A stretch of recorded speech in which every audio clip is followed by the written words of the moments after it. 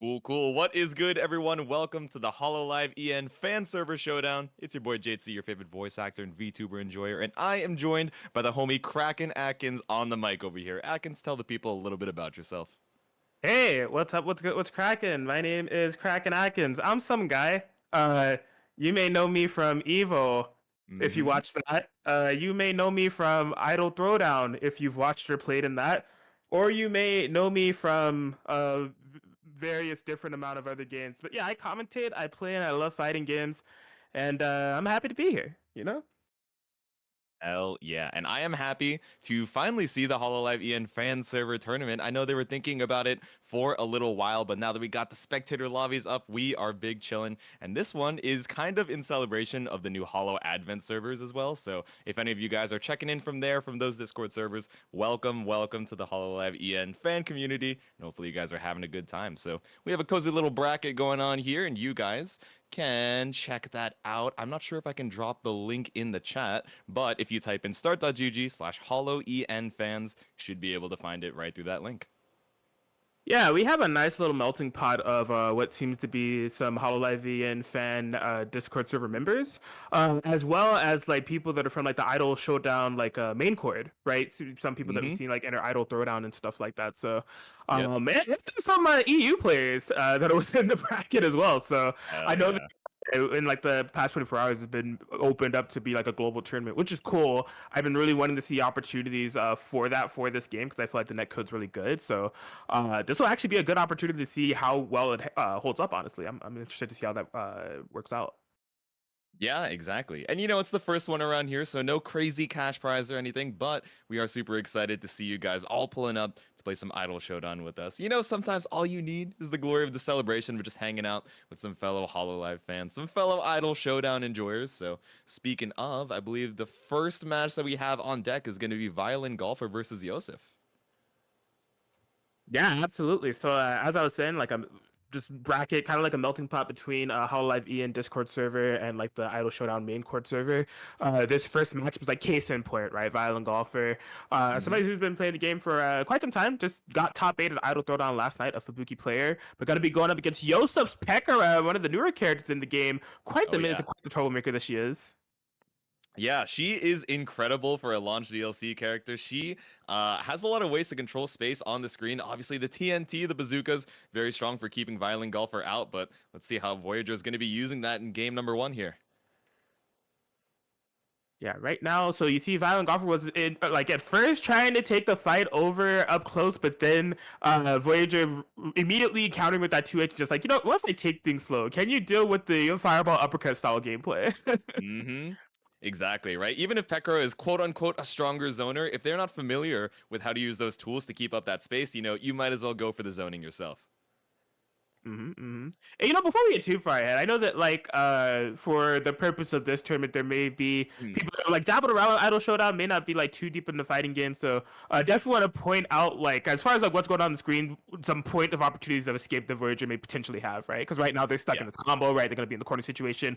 What can they do? So you see in the top right that little burst icon. Since that's full and that's charging up, if they're ever in like hit stun or even block stun or even a neutral state, and they just want to hit a button that says, "Hey, get off of me," they can hit a button that burst will be used, and they'll send the opponent full screen if they get hit, right? So that's something to keep in mind. Unfortunately, I don't know if Voyager will be able to utilize it. Oh, Violent Competition's one right there. There's a burst. Oh, maybe they're inspired, right? They see the new tech, they're like, oh, burst? That seems like a pretty good option to get out of a combo here, but speaking of combo, okay, we got a little, like, confirm coming out from Voyager, not quite able to close it out, gets caught on the way down, but we were seeing some signs of life towards the end there.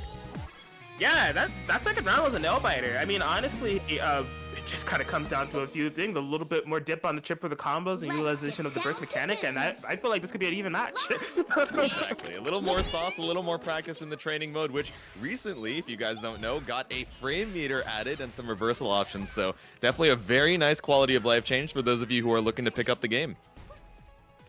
Yes, indeed, indeed. Please support Besto Game Team because they have been doing some work time and time again with these updates, making this game even more polished. Yes. All right. Okay, using the burst once again. Voyager getting a couple more openings in the second game here. Nice IB as well. Okay, I see you. The Kanata assist keeping you in the corner with the Soran Soran. Oh, yep, yeah, kind of working to the advantage here. Has Violin Golfer pinned down to this corner. Oh, there's the utilization of the burst. That's huge. There we go. All right, using the system mechanics. I like it. Oh no, but Miko on the way down breaks the combo, gets caught out, and now we're on set point for Violin Golfer. Yeah, Violin Golfer taking these rounds time after time again, but I feel like it's getting harder and harder as the set rolls along. Like, Voyager is actually making some really clutch adaptations. Look at that. They've jumped over the fireball throw at least, like, 5 times. So they have that part of the matchup kind of figured out. It's just a matter of having it all come together with the combos. Yeah, exactly. Just getting a little more used in the training mode. Maybe Voyager has a little bit of fighting game experience themselves. They know, you know, jump the projectile, jump the throw, etc., but cashing out on the combos. But cashing out on this Miko assist, the mix opportunities coming up huge, and the cross-up JH is going to seal it out 2-0 for Violin Golfer. Yeah, there's no amount of fighting game experience that can prepare you for the Miko volcano hell. You know, you are just stuck there at the mercy of your opponent to hold mix-up after mix-up after mix-up, and it gets overwhelming for, I don't care who you are. I don't care if you're a Super Turbo player, Marvel player, it's messed up. Yeah, exactly. So, you know, fun little fact about the volcano, the lava on the ground. You can't get a full combo off of it. You know, the hit stun in between it kind of breaks the combo, but they're locked down for so long. Oh no, I can't get a full combo. I'll just mix you up again, right? Go high, go low, etc., etc. So definitely a really rough situation to get out of, especially if you don't have that burst available. But still, nice try from Voyager there. They are down, but not out. So knocked down into the losers bracket, they still have the opportunity to try and fight for losers side top 8. So excited to see it. Yeah, absolutely. And I'm glad that you mentioned Miko. Miko is actually a collab option I want to point a little bit of attention to, because I think it's quite good for if you're just like trying to mess around with the game. I feel like the collab system in this game, although it's expansive and really neat to like kind of dig around to find what suits you, it can be a bit overwhelming at first if you're like picking up the game. And I think Miko is just a solid collab option just go to if you just want to like play some matches and figure out your play style with your character first and not have to worry about the collab so much, because the volcano is just like pretty universally good in my opinion. Like, you just kind of set it down, your opponent's locked down, and then every character in the game has universal overhead, right? With the medium and heavy button. And of course, every character in the game is going to have access to a low, so free mix-ups. How convenient is that? And then her off collab, you hit the button, she comes out on the screen, and then she just kind of walks around. It looks kind of troll, but it's so good because it ends up working as like a subjective defensive option, to where if the opponent gets close to your close to Miko, she just kind of falls down, cause some hit stun, and cause some combo breaking or pressure interrupting sequences. So yeah, I would say if you're new to the game, you know, I know it's kind of, like I said, expansive, pretty deep when it comes to collab system, and you're not sure, you know, what collab to go for if you're just starting out. The crack and Atkins seal of approval for, you know, good collab is definitely Miko. Start out with Miko. Yeah, kind of a foolproof option, right? There are some other assists that have niche uses or maybe aren't quite as intuitive to use. For example, Kiara, right? She is a really good counterpick assist because one of her assists, when you call her in, she reflects all projectiles. For certain characters, that's not really super useful. They're just trying to run across the screen, get into melee, strike range, right? And then, you know, the projectile reflect won't really do too much. But for example, Sora, who uses a lot of the notes, Botan, who throws the grenades and then uses a lot of the gun projectiles. Those are matchups where it might be a little bit more specific. But if you don't want to worry about all that, you know, Miko is a very strong first start. So especially if you guys are just picking up the game, that's one more thing you don't want to have to worry about as you're just getting used to your own character. So Miko, a very good choice. Absolutely, absolutely. But yeah, it looks like we're rolling along here. We are going to be hopping over to another winners round 2 match. I believe it's Lucy versus someone. I can't tell by their Steam name who this person may be within the bracket. It's going to be either Chemo or Oh my gosh. So Yeah, I believe so. They're waiting on that match to finish up. So Lucy is just chilling out here. You know, definitely one of the very strong players in the Idol Showdown main chord, right? Repping the Coco, but also has a couple side characters as well, repping pretty strong on the Suisse for some of those rough matchups. And we all Atkins, you and I both saw last night over at Idol Throwdown the switch to the Aki, making it to almost reset point on a character. Like, that's a tertiary character at that point. You can't even call it the secondary, but the skill of some of these top level Idol Showdown players to be able to utilize a lot of different members of the cast is definitely something that's super cool to see. Yeah, to kind of add on to that, I feel Mhm, like that's where this game is going to lead down the road of when it comes to like really mhm. high level play, is having the ability to play multiple characters. Just as we find out more about the game and as it's getting patched and what's good at high level currently and how polarizing some matchups can be, especially if you play a character like Coco, right, who's a grappler, and just like in, Yeah. in every fighting game, grapplers are not going to have even matchup spreads, right? They're going to, Yep. traditionally maybe be pretty good against rush down characters, but struggle against zoners and characters that can play from further away. So, in this game, in my opinion, for just getting a base level understanding, characters are pretty accessible. They're not too hard to pick up and play. Yep. So shout out to Best of Game team for kind of achieving that throughout the characters in the cast. But as a aside to that is like when it comes to high level play, you kind of put yourself in a position of like, okay, why would I not have a secondary character? If I'm gonna Yeah. play a character like Coco and like characters like Mhm. Pekka or Aki are giving me some trouble, I could, just as easily pick up a character like a Aki or a character like a Suisei to help me out here. Exactly, yeah. So, like you're saying, there's a lot of there's a pretty decent cast in Idol Showdown, but the amount of tools that they have, it's not necessarily going to be able to cover every situation. Even Coco, as a grappler, she has like the air dash, she has the flight cancels, very cool, but it's not always enough to, conquer every matchup. So because a lot of these characters are relatively simple to pick up, maybe not, play at 100% day one, Mhm. but being able to shift back and forth between the rest of the cast might be pretty helpful over here at the top level, like you're saying. But Lucy pretty strong on a decent amount of the cast. I wonder who they're going to be picking for this game number one as we wait for their opponent to head on over. So I think we're just waiting on a set to finish. So I see, I see. Yeah, I was the one that was like, oh, I wonder who this is that loses in the lobby against. And I realized it's the streamer. it's the streamer. Yeah. Oh man, but yeah, I do have to give a parental advisory content warning, ESRB warning for Lucy's playstyle if she does opt for Coco. If you have a fear of like health bars that turn really, really red and like characters that are in fatal territory within like 2 or 3 hits Yep. or like anything Yep. like that, maybe like 6 second rounds. You maybe turn your head for this match because I mean it could get ugly very fast. Coco is a very, especially she kind of always has been, but within the most recent patch when Pekora came out, Coco is probably one of the most explosive characters in this game. Extremely terrifying if she gets her game plan started and she gets in. It's insane. Yeah, exactly. And something we're probably going to be seeing from Lucy throughout the bracket, right, is she is super good at gathering some of the resources. So for those of you who don't know, there are two main resources in Idol Showdown, right? In the bottom left, you'll see a couple meters. One of them is the star bar or the super meter that you guys might be used to. So that is used for kind of doing your assists ultimate move and also some EX moves, some empowered specials from your character as well as their main super. And then also there's the super chat bar above that that gets generated just from doing actions in the game. So, putting in motion inputs, anti-airing, neutral bursting, if that's your kind of game plan. But Lucy in particular is really good at instant blocking. So timing her blocks so that she's able to generate a little bit of super chat meter and cash out on some more combos where other players might not have built up that many resources. So I'm excited to see that once we find their opponent later on. Yeah, yeah, absolutely. No, that skill of instant blocking that you mentioned, it's something that's like so pivotal within the higher levels of play. It's not easy to execute. You basically have to input a block within like a very tight 6 frame window in time with your Hmm. opponent's attack. And of course, your opponent's attack can have all type of variants because it's going to be fully dependent on when they hit the button. So, but yeah, having mastery of that mechanic, I feel is extremely like necessary for a character like Coco because like you need to be able to IB the projectiles not only to build up the super chat meter, but it also makes sure that you don't get pushed back, which is very important. Yes. Hmm. So like for a character like Aki, like example, going to the traditional zoner, right? She throws out the good boy, bad boy projectiles, right?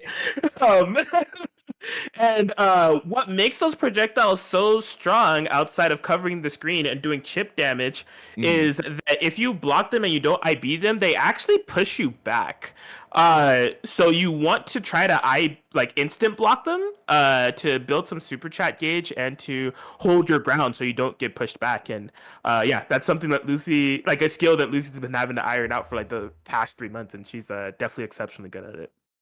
Yeah, exactly. Your character choice kind of heavily defines the skills that you learn. And as a grappler player who's constantly trying to make your way in, any way that you can reduce the pushback, get some more resources to make it count when you finally make your way in, definitely going to be something huge that we'll probably see later on. So we're still waiting on that last match. We might be switching over to a different stream match in just a second, but we'll keep you guys updated over here in the chat. Thank you guys so much for stopping by once again for HoloLive EN fan service first ever Idol Showdown tournament.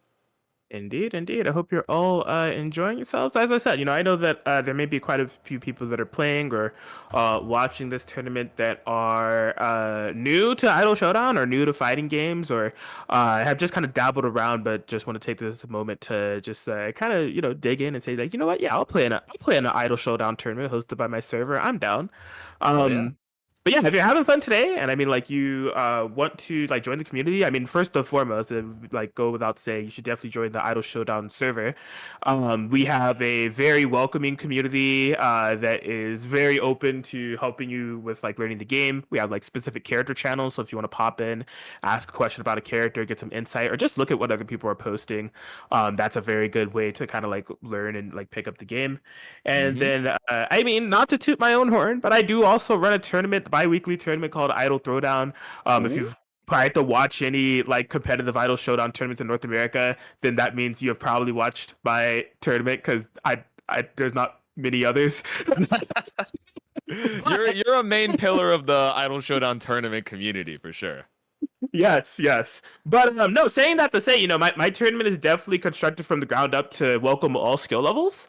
So yeah, I mean it is a bracket just similar to like the bracket that you're in today, but one thing that we do is called the Idol Throwdown debut bracket. And the Hmm. way that that works is that for entrants that enter the bracket and they go as they say 0 and 2 or 1 and 2, meaning that like, you 0 and 2 you got no wins and 2 losses in a double elimination bracket, or 1 Right. and 2 you got 1 win and 2 losses in double elimination bracket in some cases. You're then entered into another bracket full of people that placed the same as you. It's other people that also went 0, 2, and 1 and 2. And then we Hmm. host what's called the debut bracket. So you're fighting people that are more your skill level. It's another double elimination bracket, so it's a great opportunity to get like a lot of games. And yeah, the grand finals of that debut bracket is actually streamed on the main stream as well, so that the debuters can get some shine. We've had a I'm pretty proud of the idea because we've had a lot of success stories from the debut bracket where people, they're Yep. newer to the game or newer to the scene. They like sign up, and then they play debut week after week after week, and it's really exciting to see them climb. Of like, maybe they got seventh in the debut bracket one time, but then they climb up and they get fifth, and climb up then they get third. We had a success story like that last night. Or my favorite, I'm always gonna reference Deadbush, who Hmm. won I think our first debut bracket, and then in Idol Throwdown #2 got top 8 in the main bracket. So like, it's cool. I highly recommend, if you want to get deeper into the game, check us out. Plus Frames GG on Twitter or YouTube. Even if you just like want to watch, we just hosted one yesterday. We're always looking for new players. Yeah, exactly. There's a whole community of Idol Showdown players and fighting game players in general who want to help you guys out if you want to pick up the game, right? There's no reason for them to be like, "Oh, we're gonna hide the secret tech from you. Oh, you can't join with us." Because it's like if you enjoy a fighting game, whether it's Idol Showdown, Guilty Gear Striver, or any of these other games that you see out here on the block, it's not like people are gonna be like, "Oh, a new person. Yeah, let's gatekeep them out." Everyone wants to, help out these newcomers, give them advice where they need it. All you guys need to do is ask. There are so many people who want to help you out. So whether that's, in the Plus Fame GG server or in the Idol Showdown main server, or even over here in the HoloLive EN fan server, I'm sure you guys can find some help if you're interested in the game. You're like, oh, that's pretty cool. I like how Fubuki does her combos here, but I'm dropping something. I can't figure it out. Somebody will be there to help you out as long as you guys ask. So hopefully you guys are enjoying. We are about to get a match for you guys in just a second. So Lucy, we're pushing that stream match 1 over, but I believe we're going to be seeing Logic versus Crystal. Oh, this is cool. Okay, yeah, Logic is probably Europe's best player. I don't even think I could say probably. Like they Mhm. host a tournament series over there, Womble weekends, Womble and weekends, yeah. yeah, I think he's won every single Womble that he's entered. Yo. So, very, very strong Ayame player. Going to be going up against Mhm. Crystal, who's actually a person from the Idol Showdown server. Newer player, but also pretty strong from what I've seen so far. Yeah, so let's see it. Game number 1 here, we got some Ayame versus Suisei. So Suisei a little bit less strong in holding down the neutral, right? She has a couple good buttons to try and hold that space. Yep, just like we saw, that 2M. But what she's really looking for is that first knockdown. Then she can call the meteors from the skies and really keep that mix going. Yep, there we go.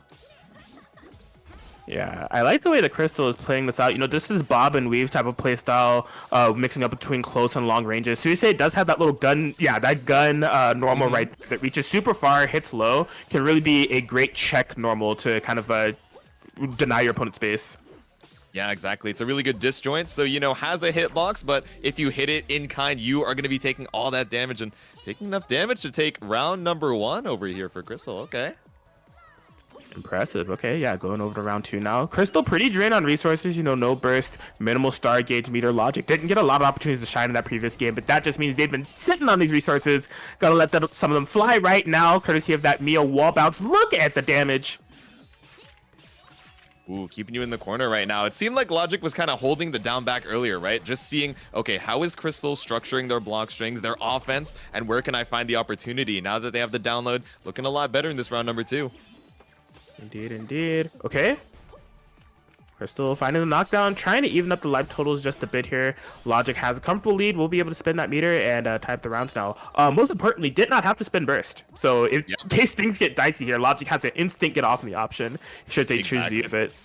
Suisei has some pretty oppressive offense, so having that burst available is going to be huge. We saw Crystal get the knockdown and then go for the backdash earlier to maybe bait out a DP or an invincible reversal, but Logic not going to bite here, looking to try and close it out. Oof, okay, yeah, this is massive.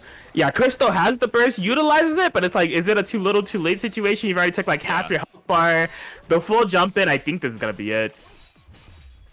Ooh, yeah, close it out with the Oni flip. We saw that combo starter earlier lead into the Mio star call in. It does quite a bit of damage. So if you're bursting after that, you've already taken most of the damage of that combo. So I know the burst, nice try here, but we're heading into game number 2.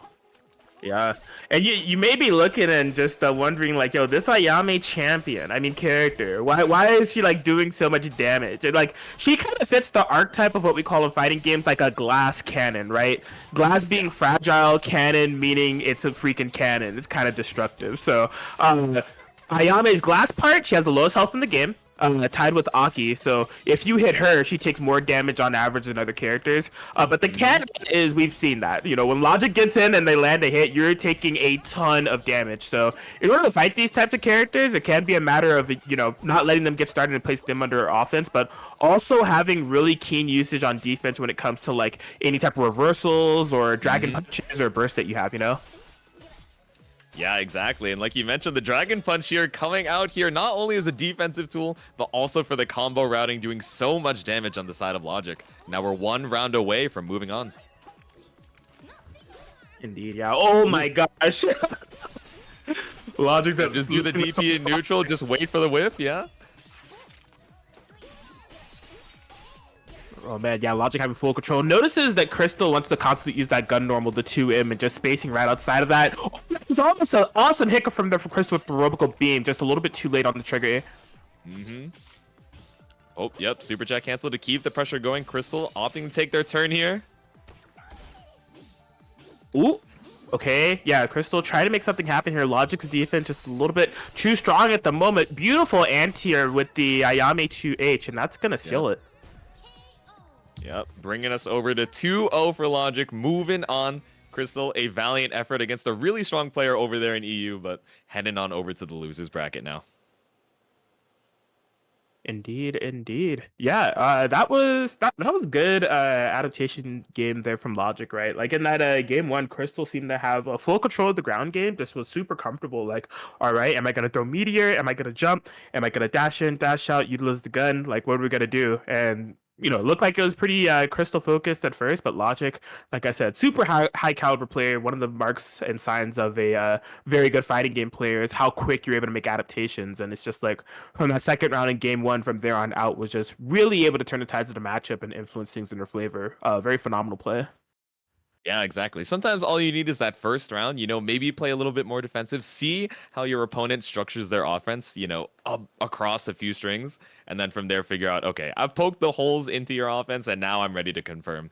But heading on into it, we got another stream match ready for you guys. We're heading back to the Lucy match, and let's see who their opponent is, waiting for them to head into the lobby. Yeah, based off the bracket, which is updated, it should be Omar Gosh. Omar Gosh was able to get the 2-1 victory over Chemo. It seemed like it was a fight of the ages because I was looking at the chat, the Discord chat that is, and like it wasn't that like it took them forever to start. It was just like they're currently 1-1 right now. That's where it was like when we had started the previous match. So I imagine that game was just going blow for blow. Like one person takes a round and it took 80 seconds to do so, and then the other person takes a round and it takes 80 seconds, and they go like last hit wins for each and every game. Like man. Yeah, exactly. In those close situations, sometimes, because it's so close, you're waiting it out, just chilling at the full screen for like 20 full seconds, waiting for the other person to make a mistake. So finally, that game is over, and now Lucy gets to play some good old Idol Showdown. Yeah, indeed. Yeah, we were talking about Lucy earlier. Probably one of the definitely the most prominent Coco player in America. Arguably the most prominent Coco player in the world, question mark. But yeah, just remember that disclaimer I said earlier. If she's going Coco, just be ready to see some life bars melt potentially. Exactly. Get ready to see a bunch of instant blocks, so much super chat meter at any given time, and Lucy cashing out on quite a bit of damage. But oh my gosh, let's see if you're able to hold your own in this game number one. Yeah, I want to see who to go whenever they're ready. Play. Yeah. All right. Looks like they are ready. Who is it? Survey says Pekara. The demon matchup for Lucy. She likes the design of Pekara and Idol Showdown, but being the one to have to play against it, maybe a little bit less, right? Like we were mentioning before, the grappler, trying to make your way in against the character that has so many good normals and specials to zone out. Yeah, that 5M already keeping so much space from the round start. Indeed. Okay, so oh my gosh. Okay, finds a massive jump in here. Lucy's just gonna burst instantaneously. Doesn't want to be locked in that corner positioning. You see that RPG projectile? That is the thing that is so great about Pekara, is that you have this retreating projectile, creates space instantaneously, and it's really quick on recovery. Yeah, exactly. Pushes you back so far, but not far enough. Lucy taking her turn right now. And you'll see that part of the life bar was red, part of the life bar is like glowing orange right now. So Coco is able to cash out on that damage if she gets a command grab. But nope, just gonna go straight on through it like it's normal health and go for a normal combo. Should be able to close out round number one, but I don't know. The scaling, is there enough damage? Not quite. Ooh. There it is. Yeah, I'm glad you pointed out the health bar as it relates to Coco's flame mechanic. This is something that's relatively new. It got added once Pekara got added to the game. And it's just like, yeah, there's like a damage, well, not a damage over time effect, but like essentially some, if you've ever played Killer Instinct, you might be familiar with like cash out damage, where it's like grayed out, and the way that Lucy is able to cash out on that damage that's glowing is by landing the command throw. But what makes Coco so threatening is that she can do just as much damage that you would get rewarded with off a command grab from just landing a strike in most cases. So mentally as a defender, you're just like, I don't know, do I choose die or die on defense? Like, what's going on here? No good option there, but you got to commit to one of the guesses. Oh my gosh, committing to the jump in, but beautiful anti-air from Lucy to close out game number one. See you next stream. Yeah, Lucy just looking good. From that first initial burst, once Pekara was able to get started, really just had no problem navigating from there, knowing how to get in and really apply her pressure, her game plan, and get that Coco game started. We are going to the character select, so I'll be interested to see if Omar Gosh is digging into a pocket character or potentially changing collabs, Yeah, let's see it. I believe they were rocking the Pekka Muna earlier, right? But Muna, her assist actually brings you in. So I don't know if... Oh, so we're seeing the full character and assist switch. So going over to Sora with the Iroha. Nice. Sora is a really, really strong character. Pretty rare here in the States, and probably one of the more difficult characters in the cast to play, just given like how some of her mechanics work and how to really like get some mileage out of her. But super, super strong if willing to put in the time.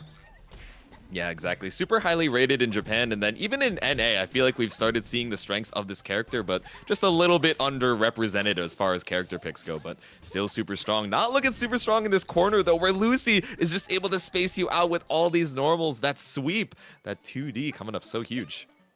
Yeah, say so victory there for Lucy. This is rough here for Omar Gosh. Use that burst instantaneously. I like that, creating space, trying to get some notes on the screen. In my opinion, yeah, this is what you want to do. Going up and trying to play a little bit more offensive, but in my opinion, I would say throughout the notes to try to keep this dragon at bay. Yeah, oh my gosh, kind of coming into Lucy's best range, right? Keeping it close range, and now they're able to play that strike, though, without even have to worry about, you know, trying to make their way in. Okay, lean more into the notes, I hear you. They got the stream open on the other side. They're like, all right, mid-set coaching, if it's from the commentators, it's fine. Okay, jump back. Oh, goody, Roha call. Okay, yeah, it's slowly but surely pushing Lucy to this corner. The issue is we don't have a lot of life to gamble. That's a very rough scenario to be in. It looks like Lucy will be able to take it. Yep, 2-0, moving on to the next round here. But I like that Iroha call. You know, even though it doesn't do a ton of damage, that swipe brought Lucy all the way over to the corner. Might have been able to run some pressure, but like you said, without a lot of health behind it, one good swipe was enough to take it. Yeah, basically, I felt like Omar Gosh was mentally tapping into the mindset that they need to have to approach that match. Unfortunately, just a little bit too little too late, right? It was like right within the last 30 seconds, they had like no life to gamble, but we saw them, you know, setting up a little bit more notes, playing a little bit more to Sora's ranges, and even that clutch Iroha call that essentially gives you like a full screen slash. All of that's going to be extremely like pivotal and useful against a character like Coco, who's quite limited in range, needs to be up close to threaten her best options. Now, don't get me wrong, those options are quite deadly. We saw the implementation of those, but yeah, Sora really can be about, you know, playing those ranges, you know, annoying your opponent with those long-reaching normals and the projectiles and your collab if you have it, you know. And then once you find the knockdown, that's when you set up like a note right on top of them, and then you let your offense shine. You know, it's a very big kind of like tug-of-war mindset that you have to play with that character.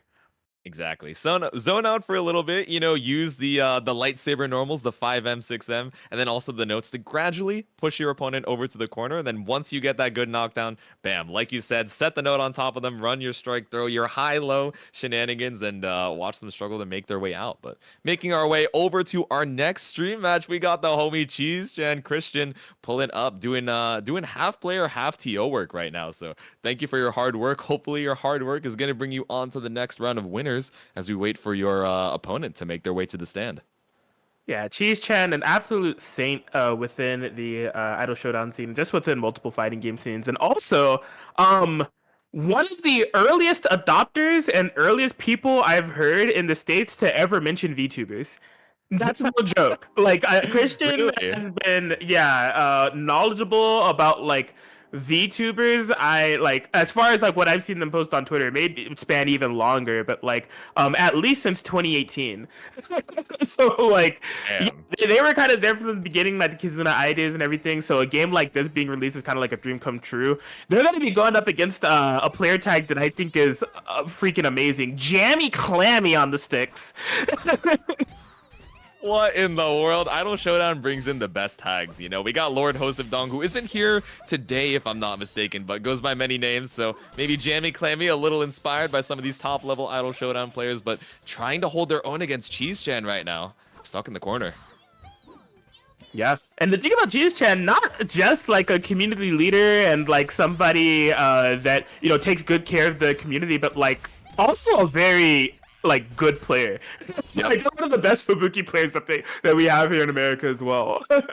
Yeah, absolutely. So they're also a wiki editor, you know, to put onto their Idol Showdown resume of how they help the community. But for someone who edits the wiki, they're pretty familiar with how the game works. They probably wrote the Fubuki combo page themselves. So pulling up here and showing them what you learned. Indeed, indeed. All right, so Jammy Clemmy on the Corona here. You know, they're trying to get into that Shoto mindset. You know, we're talking Ryu Ken, Fireball, Uppercut, throwing out those UBs. But Cheese Chan, you know, patient, you know, IABing the projectiles, as we said earlier, to build up a little bit of collab gauge. Ooh, caught out once again. The counter hit should be able to kill with all the meter that Cheese Chan has. 2 in the star bar means you can go into the Kurokami Super. Oh, but it's pretty skilled towards the end of the combo. I don't know if it... Okay, he knew it would get... Wait. Wow, it just barely did not kill. Bro, I can't believe it.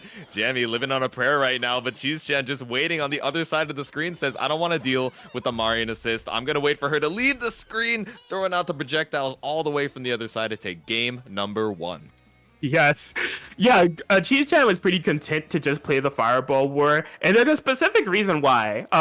If you're not familiar with how Fubuki works, essentially on all of her special moves, there is a RNG or like random mechanic to where there's a slight chance to where she can get an enhanced version of that move. If you're familiar with gacha games, she gets an SSR version of that move. It'll pop up on the screen as an SSR, and basically that move just like gets better properties. So for the projectile, she gets a more durable projectile from that full screen spacing. So Cheese-chan was just like, yeah, eventually, statistically speaking, that's gonna come out eventually. If you're gonna try to play the Fireball game with me, you know, I win this game eventually.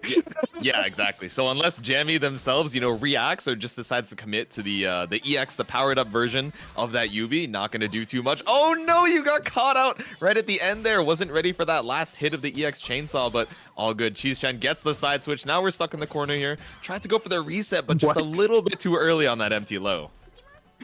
Oh man, yeah, Jammy just trying to fight out. Okay, burst. This could be a good opportunity. We can see Jammy trying to navigate the space, just not in range. Oh, that's unfortunate. Off of the scramble there, got caught out by the Tatsu, and that Tatsu was SSR coming up huge with that wall bounce. Gonna get us so much there's, oh my god, you routed into the level 2 too. Gonna be able to close it out with the Kurokami Super. Is this one enough? I'm not sure.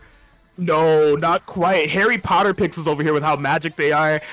Oh my gosh, instant blocks all over the place. No! Broken out of the 2L, tried to stagger, but it's all good. If no one got me, 5L got me. Marin, you're just a little bit late. The age of 30 is in demand, but it was too slow in this moment. 2-0 for Cheese-chan, moving him on. Yes, that was a top 8 qualifying match. So Cheese-chan will be in winter semis, joining the likes of Logic, who we saw earlier. But yeah, good on Jammy Clammy. You know, Korone, I think, is one of the characters in the cast that is extremely inviting. I mean, who doesn't like the dog, right? I mean, like, exactly. Korone is just like amazing, and I think the developers knew that when designing the character. So she is extremely accessible. You know, she does play that very Shoto, as I said earlier, Ryukin style, where she has like the fireballs and the projectiles, but she does it in her own way. Like, she has her own flavor of it when it comes to like the air chainsaw and some of the other wacky maneuvers that she could implement. And yeah, she's awesome. I highly recommend, if you're, you know, interested in the dog, try the dog. Learn what the dog is doing. What is the dog doing at any given time? So yeah, I think in the beginning of the life cycle for Idol Showdown, everyone was like, oh, Korone is so basic. There's no way she could be a top tier. All she is, she strikes and then she throws. She strikes, throws the Yubi, and then she throws. But, you know, in particular, I think a lot of, you know, a lot of the Korone fanatics, you know, Lord Hosevdong being one of them, of course, and some others as well over here in NA, have really stuck with the character and really made people realize, all right, the Korone pressure, strike throw is pretty strong, especially with the reward that you get off of it, all the damage that it's able to do. So waiting on our next stream match here. Let me go check over to the bracket to see who we have up next. Indeed. Yeah, not even to be too nerdy here, but like before Pekara dropped, I think it was of the opinion of most North American players that Korone plus Amelia was probably the best character combination you could have in the game. So explain why the Amelia is good, you know, not only for the rest of the cast, but Korone in particular. Sure, absolutely. So some of these strategies have been nerfed extremely slightly, but they are still extremely relevant. So Amelia, as a collab, the way that she works, she has her star call in, which is the ground pound. Everybody loves a good ground pound, right? Yep. What that does in this game, it freezes the screen and then she like summons from the top. But what's significant about it is that it hits off the ground. So like if you have a move that knocks someone down, you call the ground pound afterwards, she'll lift them back up in the air that you can get a combo follow-up. This is most significant off of landing a throw, because you know you land a throw, you usually get like a short little animation that you reset back to the neutral game. And it's not too much damage, you know, just the throw itself usually. Exactly. Amelia allows for you to get a combo off of throw and lead into Yes. like a lot of damage. So when you have a character like Korone, who like her main point of mix up is basically within like a strike throw territory, having her throw be Yes. that much more threatening with the likes of Amelia is awesome. But that's only the beginning of it. Her off collab, and that's with the super chat meter, right? When Hmm. that's full, she gets to activate time stop, like a time Yes. slow. And essentially, how that works is that you hit a button. If your opponent is not blocking, they get placed within this time slow status where all their actions are slowed down for what used to be like, if I recall correctly, like 6 seconds, which is Yeah. a lot of time. Maybe not sound like a lot of time, but you got to remember how fast paced this game is. That's a lot of time. And so Hmm. yeah, with Coroni, the type of mix-ups that she's able to implement from there, and like the combo damage and reset potential is just like, the sky's the limit. And some of the strategies within there, using Corino Ame are still good to this day. All right, and speaking of good, we got some real good players that I'm sure you guys are familiar with by now. We got Lucy on the Coco versus Logic on the Ayame. Let's see it. A real battle of the titans here between the continents. Man, this is gonna be a freaking slobber knocker, bro. I didn't I didn't realize this was happening right now. What? I haven't seen this matchup played out before. This is gonna be sick. You're talking like one of North America's best, one of Europe's best, duking it out. Logic is God. Yeah, it's the battle of the titans going on right now. Lucy off to a strong start. This is almost a little a bit of a departure from what we usually see from Lucy. Playing more defensive, waiting for the resources to come up. But she's feeling pretty comfortable in the Ayame matchup, clearly just pulling up immediately and trying to cash out. Almost done with this round number 1. Yeah, and I like that you say that she's feeling pretty comfortable in the Ayame match, because I feel like that is true. We do have a couple of prominent Ayame players within North America. On the contrary, Coco, not in America, not in Europe, in the world, very rare character. Like, that is not a character you come across too often. If you do, if they're playing at the level of Lucy, like, that's even more rare. So I don't know how comfortable Logic's going to be within this matchup. Yeah, exactly. Ayame, relatively simple on the offense. Yeah, it's strike throw. Yeah, you're able to cash out, but especially against Coco's options, if they have that level 2 command grab available, something you got to be worried for. And something maybe Logic's not used to the round start cartwheel command grab, catching out the backdash. Okay, this is a pretty decent opportunity for Logic, all things considered how that round started. Have Lucy locked out of the corner. The moon is used. Okay, that is good. Wait, but beautiful use of the 2M from Logic, right? Blocks the Muna, knows they're going to try and run up behind it, but not too many plus frames off of calling in that star call-in. So cashing out huge and keeping this corner situation. Lucy is locked down right now. Yeah, you can see Lucy opting to not spin the burst, recognize that the situation is going to be super tough regardless. There is another round to play, so just save it potentially for a better day, because this day, or this round I should say, is just not it. It's not it, Chief. Yep. Looped your way into the corner. Very unfortunate. Maybe that's why we're seeing Lucy kind of explode from the round start, right? Trying to get that first knockdown as... What happened? Maybe a little bit too late on the DP and an air block? That's what I have to imagine happened there. So Lucy gets another chance at life. Yeah, Lucy actually used burst. Okay. Fast and recovered really fast, but like it ended up being burst safe somehow. Oh, I see. So maybe both players not quite ready for it. We saw them down back for a little bit. They were like, huh? What happened? But Lucy down the burst right now. If Logic's able to get a hit, could spell the end of it. But I don't know. Looking pretty good for Lucy right now. Yeah, absolutely. Thanks to that Muna collab. Gonna be whittling down Logic quite a bit here. Remember, Ayame, glass cannon character, any of those hits could lead to a fatal territory, but Logic is who strikes first with the Mio from out of nowhere.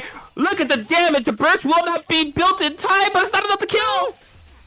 What do we do? No, tried to go for the Kirby down B on the way down, but the air stall was not enough. First game's gonna go over to Logic. There it is. You can see how explosive this character can be. Lucy had the life lead. Any given hit, I'm willing to say, whether it were a throw or a strike, that was going to be Lucy's game. But Logic, and something that's also worth mentioning, Coco has like the highest health in the game. Yeah. And even despite that, Logic was able to find that singular hit and pretty much almost kill off of it, put Lucy in a very tight situation where next hit wins. Ayame, such a dangerous character to fight if you don't have any burst available, because if you're giving her full ticket to do whatever combo she wants, she's gonna make you pay for it. Yeah, exactly. No real way to get out of that pressure in a safe manner because Coco's, her invincible reversal depends on her having 2 meter in that star bar. So if she's already used that meter to try and go for a star call in or for an EX move, it's pretty difficult to try and wiggle your way out of that pressure. So 1 game up for Logic right now. I think we're heading back into the lobby in just a second. 1 sec. Game was stuck. It happens. It's all good. Sometimes with the lobby, there can be a synchronization error, but thankfully it is super quick to get a lobby up and copy and paste your way back in with the new room code. So we'll get you guys some more action in just a sec. Game stuck. Game stuck. Game stuck. Door. I got my game stuck in the door. Dude, that is one of my favorite guilty pleasure videos, dude. It's so junk food entertainment. Like I watch it, I laugh, and I'm like, this should not be part of my sense of humor, but it's free laughs out of me every time.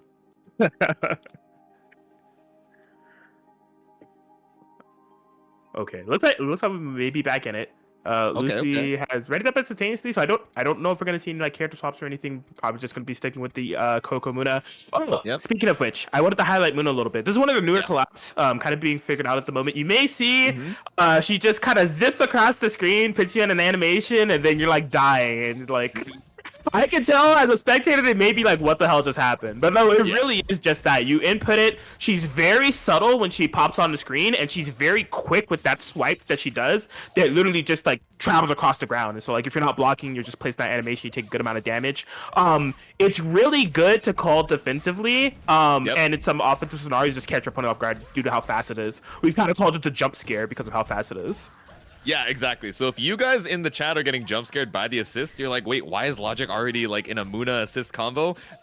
That is also how Logic and the rest of the players are feeling, right? It's so quick, so subtle in the call-in that, reacting to it, especially when you're trying to run your own offense here, right? It's a threat that Logic has to watch out for. We're seeing them hold down back, end their block string a little early in case Lucy tries to go for the call, but opting to just save the meter for the next round. I agree. Okay. All right. Ooh. Run up with the 5L. Indeed. Yeah, Lucy able to establish a good amount of control. Both characters having quite a bit of carryover star meter within this round too, so things can go really off the rails extremely fast should any of them strike. We see Lucy trying to knock on that door right now. Muna is a predator missile. Enemy AC 130 inbound. Yeah, it's the kill streak, right? You just need 2 kills in that star bar. Like we said, look how much corner carry you're able to get off of it, especially with Coco doing so much off of the OTGs, the off-the-ground attacks, keeping the combo going. Look at how much damage you got off of the reset. And a quick game 2 ties it up here, 1-1. Bro, that was a Modern Warfare 2 montage if I ever saw it, right? The round start throwing knife into the Predator missile Muna call with the chopper gunner Lucy, AC 130 in the sky, SPD off the top rope, bro. Like, man, it's just like old times. Give me my Barrett 50 cal with stopping power and a thermal sight on with a heartbeat sensor. If we don't have burst, if we don't have star meter, does it all really matter? Let me down. For the COD montage kind of energy, but we're heading into game number 3 here. Logic's like, all right, cool. I get it. You can do a ton of damage if you're able to set up with all these resources, but not going to let you get that opportunity again in the game number 3. Beautiful use of the HDP, mashing out of that pressure. Okay. So yeah, good opportunity here for Logic, stabilizing. Probably just going to opt for a knockdown here. Push as close to the corner as we possibly can. All the way to the Yo, who is this guy? What a nerd. Dude, look at the corner carry on that Oni flip. Still got the extension afterwards. From what I was talking about with SBZ, I think in the most recent patch, Ayame combo routes, with the way that they changed up gravity, feel a lot more consistent with the rejumps. So a lot of access to corner carry off of some of the, more normal hits. So Logic definitely feeling pretty good about that. But still, Lucy already made her way back up here. Gets caught out with a Raptor grab. Again, no reaction to it. Forces out the use of the burst here to try and salvage this round number 1. Beautiful. Yeah, just that's another common tactic that I see Lucy do is like jump at you and then call Muna at the peak of her jump. Because what that does is like, when Coco's jumping at you, especially, you can hit her out the air. You just like, whoa, slow down there. Stop covering space on me. So you try to swing at her, but then Muna's just on the ground waiting for you to be like, oh, you're not blocking? Word. And then just evaporate you, right? And that's exactly how that last round ended. Yeah, exactly. And we know that Moon Knight animation takes so long. So if you're trading with the assist while trying to anti-air Lucy, trust me, they are coming up huge on it. They're able to get the wide Coco for a little more super chat. And now Lucy's just waiting out, right? Waiting for some extra meter or an opportunity to catch out Logic. And look how much damage it's already doing. Yeah, this is so rough. Logic holding on to the burst, but I was about to say, bro, like... You're basically committing to taking a mix-up scenario and end up being the Coco Buster that sealed the deal as Lucy is able to get the 2-1 victory over Logic and head into winners finals. Yep, sending down Logic into losers top 6. So don't worry, you will be back on stream later. But damn, it was looking super strong for Logic in that game 1, right? Doing a perfect use of using a lot of the Ayame normals, you know, the 2M, 5M, and also the Rekkas to try and hold that space against Lucy's approach. But, you know, after recreating that lobby, clearing your mind a little bit, it seemed like she was just in her game and able to take a clean sweep of those last 2. But believe we're going to be heading on over to the other side of winners top 8. Next up, I want to say we have Cheese Chan versus Violin Golfer. Yeah, this is a really funny matchup. One, I think they've played in tournament like I think this is probably like the 3rd or 4th time they've met each other a lot. But they both play Fubuki. So Violin Golfer, Fubuki player, Cheese Chan, Fubuki player. So yeah, it's the Fubuki team kill, right? Basically, we had a really funny stream highlight about a month ago to where I was explaining Fubuki's mechanic earlier, to where there's like a random number generator tied to her specials that will allow for her to get an SSR. And Christian like did a combo where he got like 3 SSR spins in a row. There was like no, because she does have a way to buff herself to guarantee an SSR with her 2-2S idle skill. It was not that. It was literally just like Chen hit the lottery 3 times in a row. It's just like, what did I just witness, bro? That is insane. And it's not something that you can it's not something that you can predict. You have to react to it as the Fubuki player, right? Knowing that, okay, if I want to optimize on the damage here, I have to be ready once I see that SSR, that little glow on my special. Oh, my move is going to do more damage, or it's going to wall bounce and give me some more opportunities to either get more corner carry or get more damage. But if I'm not ready to capitalize on it, you know, 1, maybe you don't get as much damage as you'd like to, or 2, maybe you actually drop the combo because you're just autopiloting. You're not ready for the extra distance that you get. So something that we might be seeing later on as we head into Cheese Chan versus Violin. Indeed. Yeah, it's one of those esoteric skill sets that you need to have as a Fubuki player, which is quite interesting. There's not really many other just fighting game characters generally that have that type of skill set of like, randomly your move is going to do this, and it's on you as a player to be able to adapt in real time to what happened and making sense of the chaos. And so like, I mean, being comfortable within the chaos, you know, letting the, you know, going big on the slot machines, going big at the casino, and then just cash it out, knowing when to do so. It's the mark of a good Fubuki player. It's very in character. Yeah, exactly. For those of you who have played, you know, a little bit of Guilty Gear, right? You have the Faust item toss, so being able to react to it, but you know that that's going to be kind of random, right? With the specials here, it's a little easier to try and autopilot and then get jump scared by the SSR, but yep, like we said, the SSR coming out on the projectile here gives Cheese Chan a little bit more plus frames to move up and start their offense. Indeed. So yeah, this is Cheese Chan that's on the default Fubuki colors. Yep, Violin Golfer on the Aragami Oga, the black and green over here, starting their offense. Right, so yeah, Violin Golfer. Oh, yep, going for that reversal. Knew that Violin Golfer wanted to take advantage of the knockdown, try to reverse this lively a little bit. Okay, full jump in. Here comes Violin. Oh, no. Ooh. Yeah, go for the reset with the 2L, but keeping it going in the corner here. Cheese Chan on the back foot, tries to go for another reset, and it works. Keep it locked down with the Miko. Yeah, you're like 1 or 2 overheads from moving on to the next round. Indeed. I do want to give a bit of clarification here. You see Fubuki, when she's using that little elbow strike, she's glowing blue. Essentially, what that's representing is a state in the game called like a guard point. So essentially, she is able to absorb a strike. So if you, you know, go into it or swing into it while she's glowing blue, she's going to absorb that hit and then counter you. It's a very interesting maneuver, but just kind of wanted to give that clarification there. Yep. And it is pretty minus on block. I will say you get a strong punish off it, but Violin Golfer using it in situations where they know that Cheese Chan is going to try and try and mash out there. Also canceling into the 2H, which lets you jump cancel, make your way back. You're like, all right, let me end my offense, just end it a little safely, and head back to the full screen. Yeah, both players kind of playing extremely slow here, just letting it all ride on the, projectiles, right? Of course, at any given time, they could throw out an SSR and cancel each other out. You see Violin Golfer trying to rely on the Miko, back me up, but now the Ame call, we were talking about this earlier, slow down. Burst, get off of me, please. Yeah, when you have both of the assists on the screen, it can be a lot of visual noise. You're like, I can't tell what's going on. I get we're moving in half speed, but I'm still more confused with that Instagram filter pulling up here. But round 3 here, looking to try and take the first game. Cheese-chan is pretty advantaged on the star bar. I'll tell you what, about to have 4 bar. Yeah, and I think what's most important here, remember that Ame ground pound, it allows for you to combo off a throw. Violin Golfer does not have a burst. So after this combo, gonna be stuck in a situation where it's just like, you don't want Cheese-chan getting back in because they're gonna have a lot of damage no matter what they open you up with. Ooh, but getting a punish on that Tatsu spin, beautiful. Yep, going to the Kurokami here. Just cash out on some damage while you have the opportunity. You still have 1 star bar available for an EXDP, or maybe you might be looking to build up 2 for that Miko assist. Nice block of the... Bro, you're evil. You know that, Cheese-chan. You need to be stopped. Went for the HDP. It didn't work, so just do it again. Said, all right, I know you're going to be slow on your punish here. I got it. Oh my gosh, out of range with the Miko. Oh, she's so sick. She's so sick. Covering all angles. You're good, player. Keep your offense going. And the swipe to take it. Game number 1 over to Violin Golfer. That is a rough situation there, right? You're watching the 4H, that guard point, just run out of time. You're like, okay, cool. If you're Cheese-chan there, you're like, let me go for my punish. And then Miko from right behind is striking you, and you're like, all right, I guess I'm knocked down once again.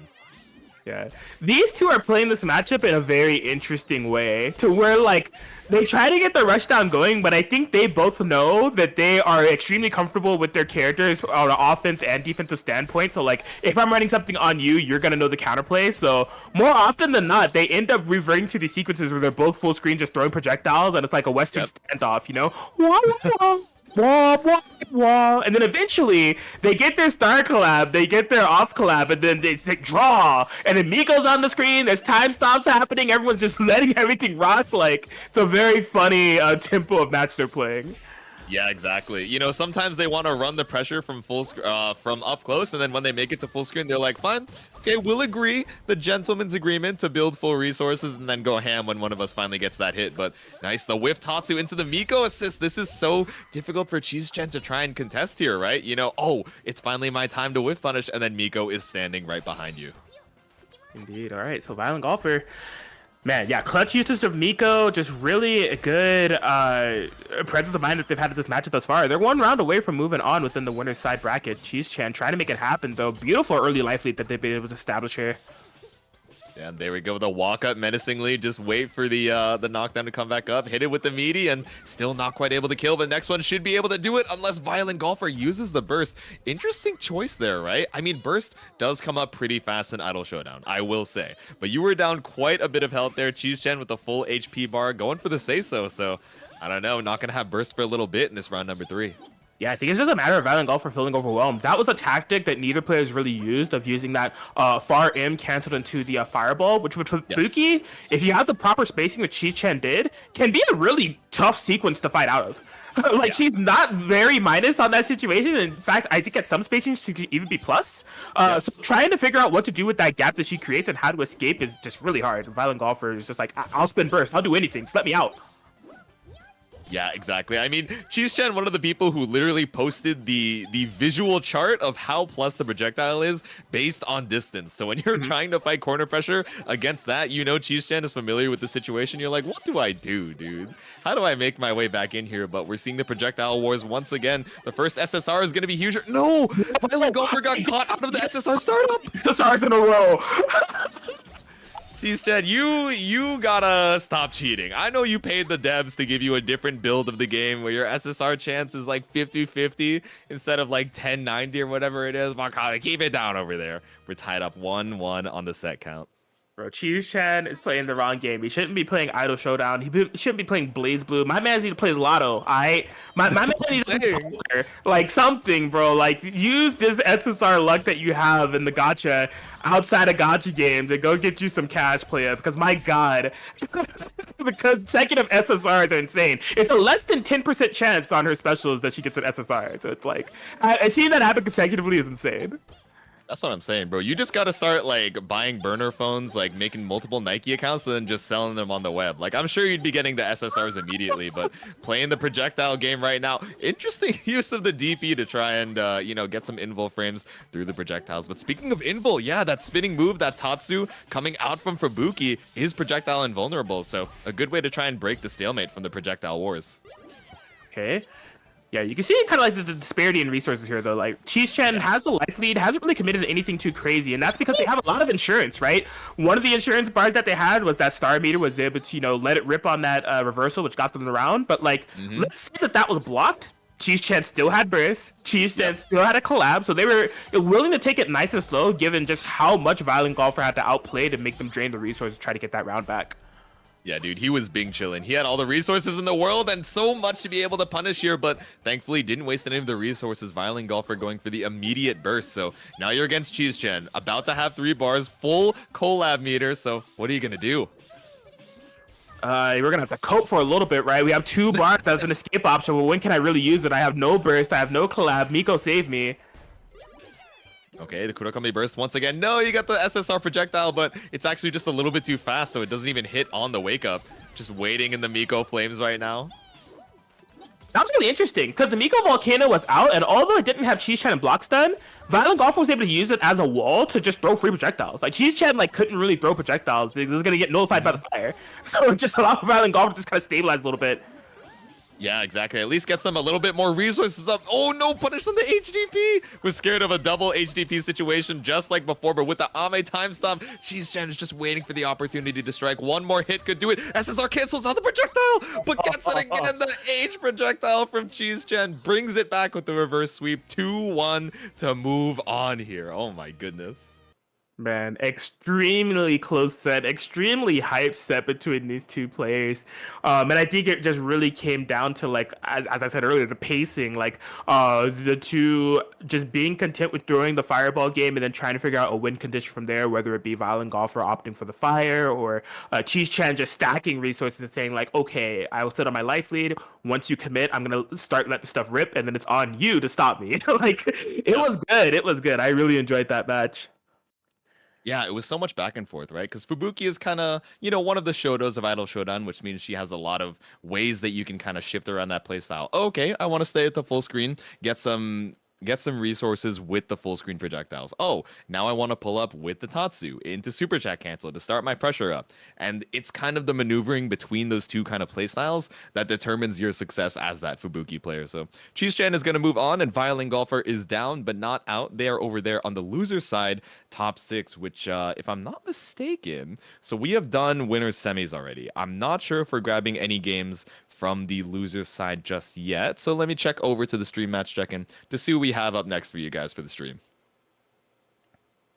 Yeah, absolutely. I have the bracket up now, so I know that we've done winner semis. Lucy was able to win over Logic. Cheese Chan was able to win over Violin Golfer. Loser's still moving and grooving. I think Crystal just got the 2-1 victory over Chemo.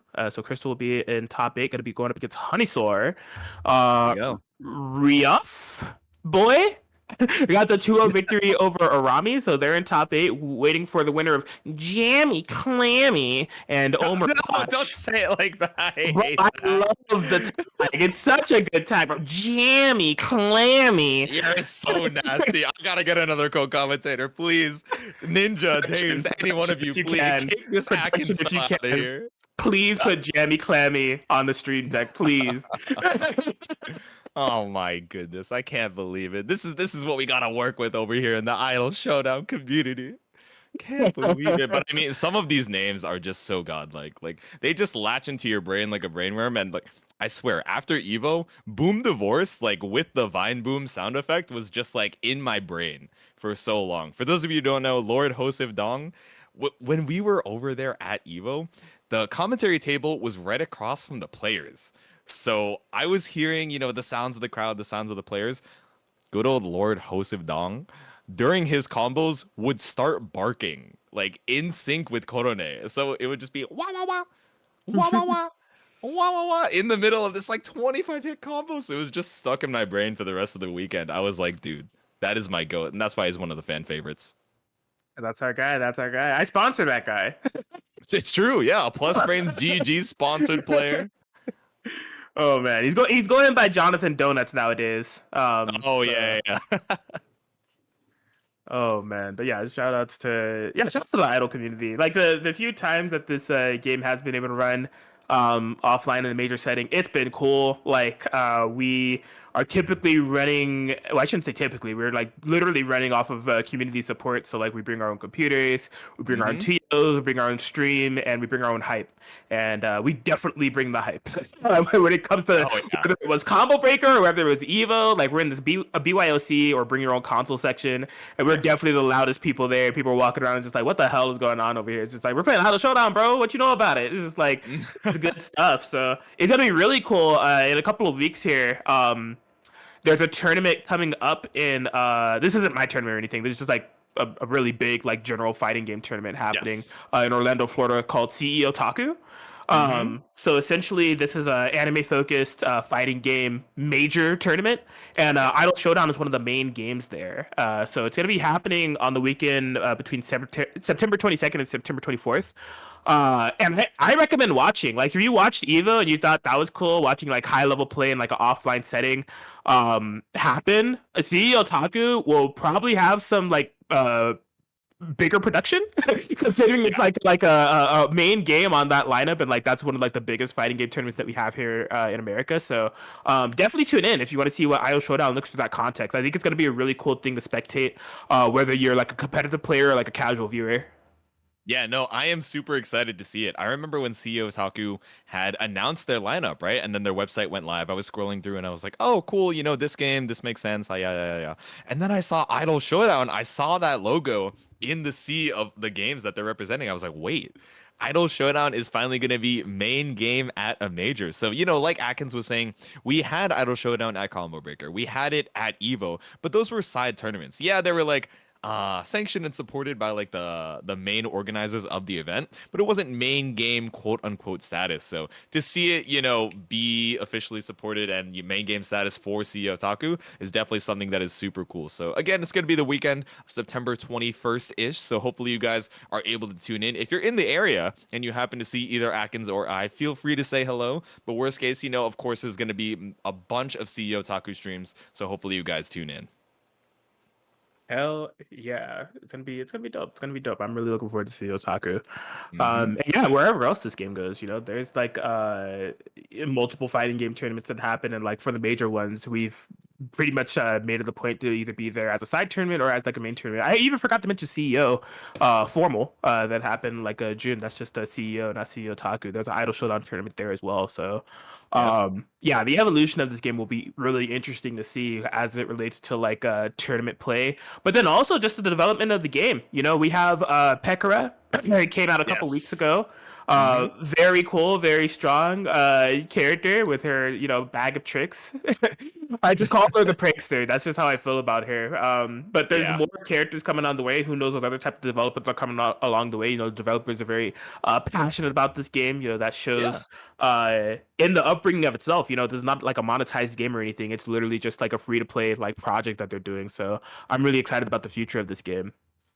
Yeah, it's been super awesome. I think from the launch, I feel like this is something I bring up so often, but it's so cool to see that I have to bring it up every time. They launched the game, you know, it's free on Steam, and then they weren't expecting, you know, quite as many people to see it. They were like, "Oh, I guess it's just gonna be the intersection of VTuber fans and fighting game fans, right?" Like talking to Wizardly Shu, the lead combat dev, when I got a chance to meet him at Evo, he was like, "Yeah, I didn't expect it to be that big." And then I realized like people from either side of that Venn diagram, fighting game players who want a game with good rollback that's free, and also VTuber fans who haven't played a fighting game, but hey, it's another free HoloLive fan game, I might as well try it out. A bunch of people from both of those circles came in, and from day one, they were popping in on all the streams of the fighting game players watching it and playing it. They were popping in on the talent streams, and they're like, "Oh wow, I really like how you portrayed me in this move," or "Oh, this is a cool little reference." "Oh, Virtual Frontier, I love that reference." Pulling up here with this, axolotl event, etc., etc., and even changing in, hot fixing stuff with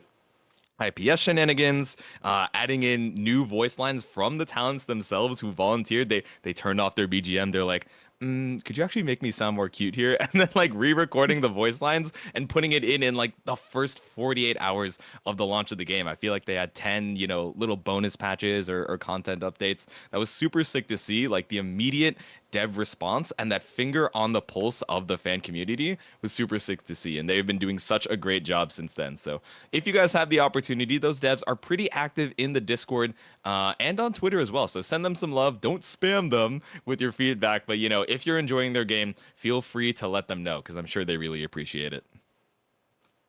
Hell to the yeah, Jisoo. Hell to the yeah. But yeah, it looks like the bracket is moving along. There's been like a ton of updates that happened like a rapid fire pacing. I think that like some matches were reported and they just hadn't been reflected on the bracket yet. So Crystal is in top 6. She got a 2-1 victory over Chemo and a 2-0 victory over Honeysaur. So Crystal will be going up against Violin Golfer. I believe that's a match that we're going to be jumping into right now. Alrighty, sounds good. So off stream, losers top 8 occurred just to make sure that we're keeping the stream running and on time. So Honeysaur is going to be our first person out of the top 8 here, but out at number 7 for the first Idol Showdown tournament over here in the HoloLive EN fan server. Congratulations on the performance. Hopefully, if we host again, you'll be back here. But back into it, we got Violin Golfer versus Crystal for losers top 6. Yeah, this will be a good one. I feel like these two players are pretty equally matched in terms of just like their approach to the game and skill level, and honestly just like their pacing. Like we've seen Violent Golfer with the in and out play style, stacking up resources and then just letting it rock. That's exactly the type of play style that Crystal was trying to impose on Logic earlier in the tournament. So I'm excited to see these two clash. Yep, let's see. God, please let Violin win. We got the stands in the chat here. If you guys are supporting Violin Golfer, feel free to show some love. Same for the Crystal fans as well, but Crystal fans getting hit by the meteor all the way from the sky. Oh. All right, there's a pressure here. Crystal, there's a couple of drops that are happening, unfortunately, on these combos, so not really able to dig into as much damage as I'm sure they're expecting. But forcing a burst out of Violin Golfer. Roboco in the back. I'm not even sure where she tracked onto. I did not see those missiles at all. They truly are hidden. Yeah, right, Crystal, you're a little evil with that. If that was intentional, we saw the double jump backwards, trying to shift the camera up so you actually can't see the reticle of the Roboco assist. Maybe that's not what you were looking for. Maybe you were trying to just dodge the projectiles, but either way, sneaky, sneaky as we pull up into round number 2 here. I believe in Violin. Never mind. Kemo, come on. You got to keep up the support. Jeez, just swing of momentum when it comes to the game and the chat is just like... Oh man, yeah, tried to make some sense with that Miko Volcano. Got the universal overhead, but unfortunately just pushed Crystal outside the pressure, so able to act freely. Suisei unleashed, here she comes.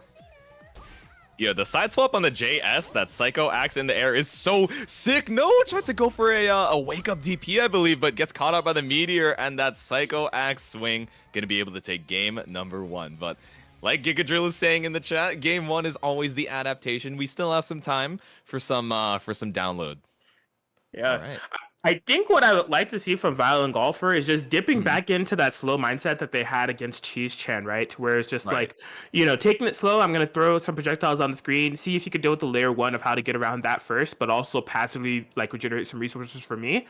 And Suisei, although she's pretty threatening once she's like in your face, she does, in my opinion, have to work her way there. She has the JS that allows for her to like just hover in the air and then make contact with you and kind of put you in a mixed scenario from there, or get a combo on hit. But it's not the freest maneuver in the world. It does have some startup and you can hit her out of it. And then otherwise she's just kind of relying on her normal grounded tools, which although are decent, they're not the best. And so, yeah, Violent Golfer can, like, force Crystal to approach, take it slow, and then dissect the matchup from there. get the knockdown and then impose their will. Suisei's reversal options are not good. So They definitely are not. So, you know, if you're able to get that first knockdown against Suisei, yes, she has some mash options to try and get out, but again, she doesn't have like a meterless reversal outside of her level 2. But the thing is, to use that reversal super, she already has to be in the installed state to have that super available. So they have to do it ahead of time, then get knocked down, be in the defensive situation, and then use it. So hard to really set up for. You kind of just have to wiggle out with some standard, more fundamental defense. But I don't know. Let's see if Crystal's going to be able to keep up the momentum here as we head into game number 2. yeah, we shall see. Crystal is looking on and popping, ready to go. Another thing, Violin Golfer, I think they should be mindful of is their star meter usage. You know, we saw that Miko call earlier with the fire, and they just didn't really get a lot of mileage off of it. And I mean, that's expensive. That's 2 bars of your star gauge you got, and that could have been a potential reversal or a potential like super of your own. So Yeah, let's see the meter usage here. Crystal building up the meter, but a little combo drop, but we'll call it a reset on the JS here. Bringing Violin over to the corner, but nice mash out. all right, yeah, Violin Golfer working their way out of this corner, finds a knockdown. Yeah, just gonna take it slow, throwing out these projectiles. Can you get past the layer 1? And you see it's forcing jumps and options and kind of panicking from Crystal. Violin Golfer able to whiff punish. Oh, Sheesh. Bird Fox coming up huge. Yeah, forces out the burst from Crystal. It was like you were saying in between the games, right? Maybe a Violin Golfer plays a little bit slower, heads onto the full screen, can catch that approach from Crystal, especially if they're just looking to try and catch it. Nice jump over with the Miko. Not even sure what side that hit on by the time that hitbox was out, but Violin Golfer surely in a good spot here. Just needs one straight hit to be able to kill Crystal. Yeah, just taking it slow, you know, not committing to a reversal or anything, recognizing that if that were blocked, you know, I don't have a burst as an insurance, so I'll just take the strike throw, pick their spots perfectly. Violin Golfer, the adaptation, yo. Yep, the mash there on the 3H. Knows that that block string is going to be over. There has to be a gap in between those specials, so taking the opportunity to mash, but beautiful 2H fighting back on the jump in. That was so good. Yeah, when Fubuki routes into that 2H of her own, that little uppercut strike, it's really on the defender to be mindful and like look for the jump cancel with an anti-air accordingly. Crystal was ready for that immediately. Yeah, they can jump back to try and keep themselves safe, or they can, you know, jump forward to try and be a little greedy, keep that pressure up. The 2M! Yeah, it's a great way to kind of threaten that hitbox, but because it's so disjointed, don't even have to worry about the threat of the DP. But burst brings you back in, and it's a vacuum burst, right? So you get to keep the pressure going on after. Indeed, indeed. Okay, so the Miko Fire allowing for a little bit of mix-ups here for Violin Golfer, trying to stabilize again and just, you know, backing up. I love the, yo, Violin Golfer, if you're listening to the stream, that'll be $5, amigo. Yeah, the coaching does not come free, but clearly it's working out for you. I don't know, but Crystal drops the knockdown once again. You hate to see it, especially in the mid screen here, right? Even if that's a reset, you're spaced out so far, not able to keep the pressure going here, but trying to get the most that you can out of this Miko lava, but using it mid screen, it's so rough, right? You can't keep up the entire duration stuck in the flames. Oh my god, I can't believe the way that Violin Golfer navigated around that Roboco. The missiles were coming, and the Violin Golfer was just like, you know, forget it, bro, I'm a ball, and just like went for the Fubuki spin, which mind you is not safe on block. Did not have a Miko Fire to cover it, but just recognized they needed to get out of the way of the missiles, and it was a risk that paid off. Yeah, it was great. They walked back into the reticle while it was on its way up, thinking that Crystal could pull up. There was a little dead zone in the middle and able to use the Tatsu there, but in this game number 3, that whiff DP is going to be huge. That first knockdown for Crystal here. No, but we're seeing so many drops on this JS. That drop in the combo routing is coming up huge, and Violin Golfer is able to fight back now. Oh my god, great damage, great corner carry, finds the knockdown. Crystal doesn't even have the burst yet, so yeah, you gotta hold this throw. Neutral burst, uh-oh. Oh, that is not great for Violin Golfer, right? Now you have the super chat meter available for Suisei, which means that they can save up a little bit more meter to go for the super chat cancels, but just opting to go for the hidden missiles. I like it. Indeed. Oh man, knocked down. There is no info there. Oh, you see Crystal just really trying to be extremely meticulous. Finds the punish. Went for throw. I love that. That makes it burst safe. Yep, just trying to cash out on some damage. Just needs a little bit more, but you're at chip damage territory. No, you have to history block it or you're going to fall to the projectile. And we are on set point for Violin Golfer. Rough. I love how mindful Crystal was playing, but yeah, it's just like not able to ID the projectiles. Here comes Violin Golfer. SSRs are swinging.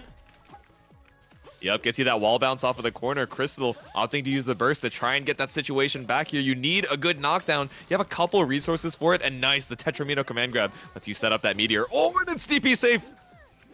Ooh, man, Violin Golfer actually opting to spin that burst, so wants to maintain his life lead for as long as possible, doing a lot more spins. I'm guessing the Violin Golfer is trying to see, is it blocked? I'll call Miko. Is it not? I'm going in.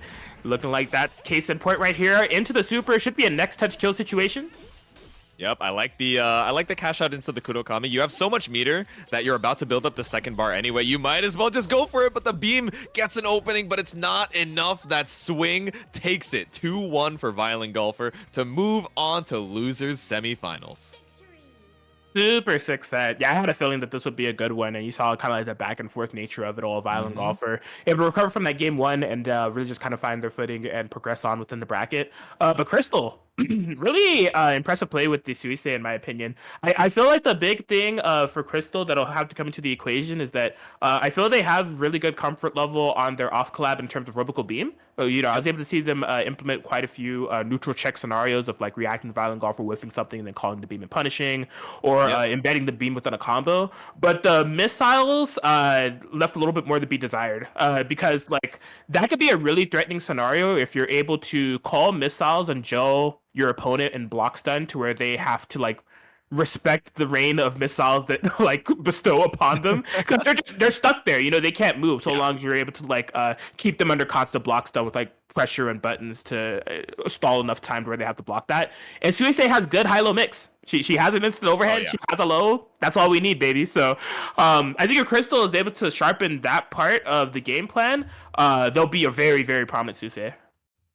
Yeah, exactly. Able to get a couple of good hits and good choices on, you know, when to mash or when to try and hold your space in the neutral. But like Giga Drill is saying in the chat, right? Crystal offense is good, but got to use the idle step as well to confirm off of the stray 2M. So making sure that off of those stray hits, you're able to confirm into that Suisse win con. Okay, let me get the knockdown, use my resources, and get this offense going. You know, continue keeping the pressure on. It's going to be huge there. And we saw a couple drops on the JS, but hey, in losers quarterfinals, there's a lot riding on the line, especially when you can feel Violin Golfer. Oh, they're adapting. You know, they're feeling a little bit better about just waiting for me to approach. So sometimes, you know, you finally get that opening and then you're like, oh man, I messed up the timing. I didn't delay the JS quite as much as I needed to, but all good. Out at number 5 over here in HoloLive EN fan servers, Idol Showdown tournament. So congratulations and great work on the performance. Indeed, indeed. And yeah, speaking of losers quarterfinals, we have another one of those matches coming up right now. It's going to be Logic versus Omergosh.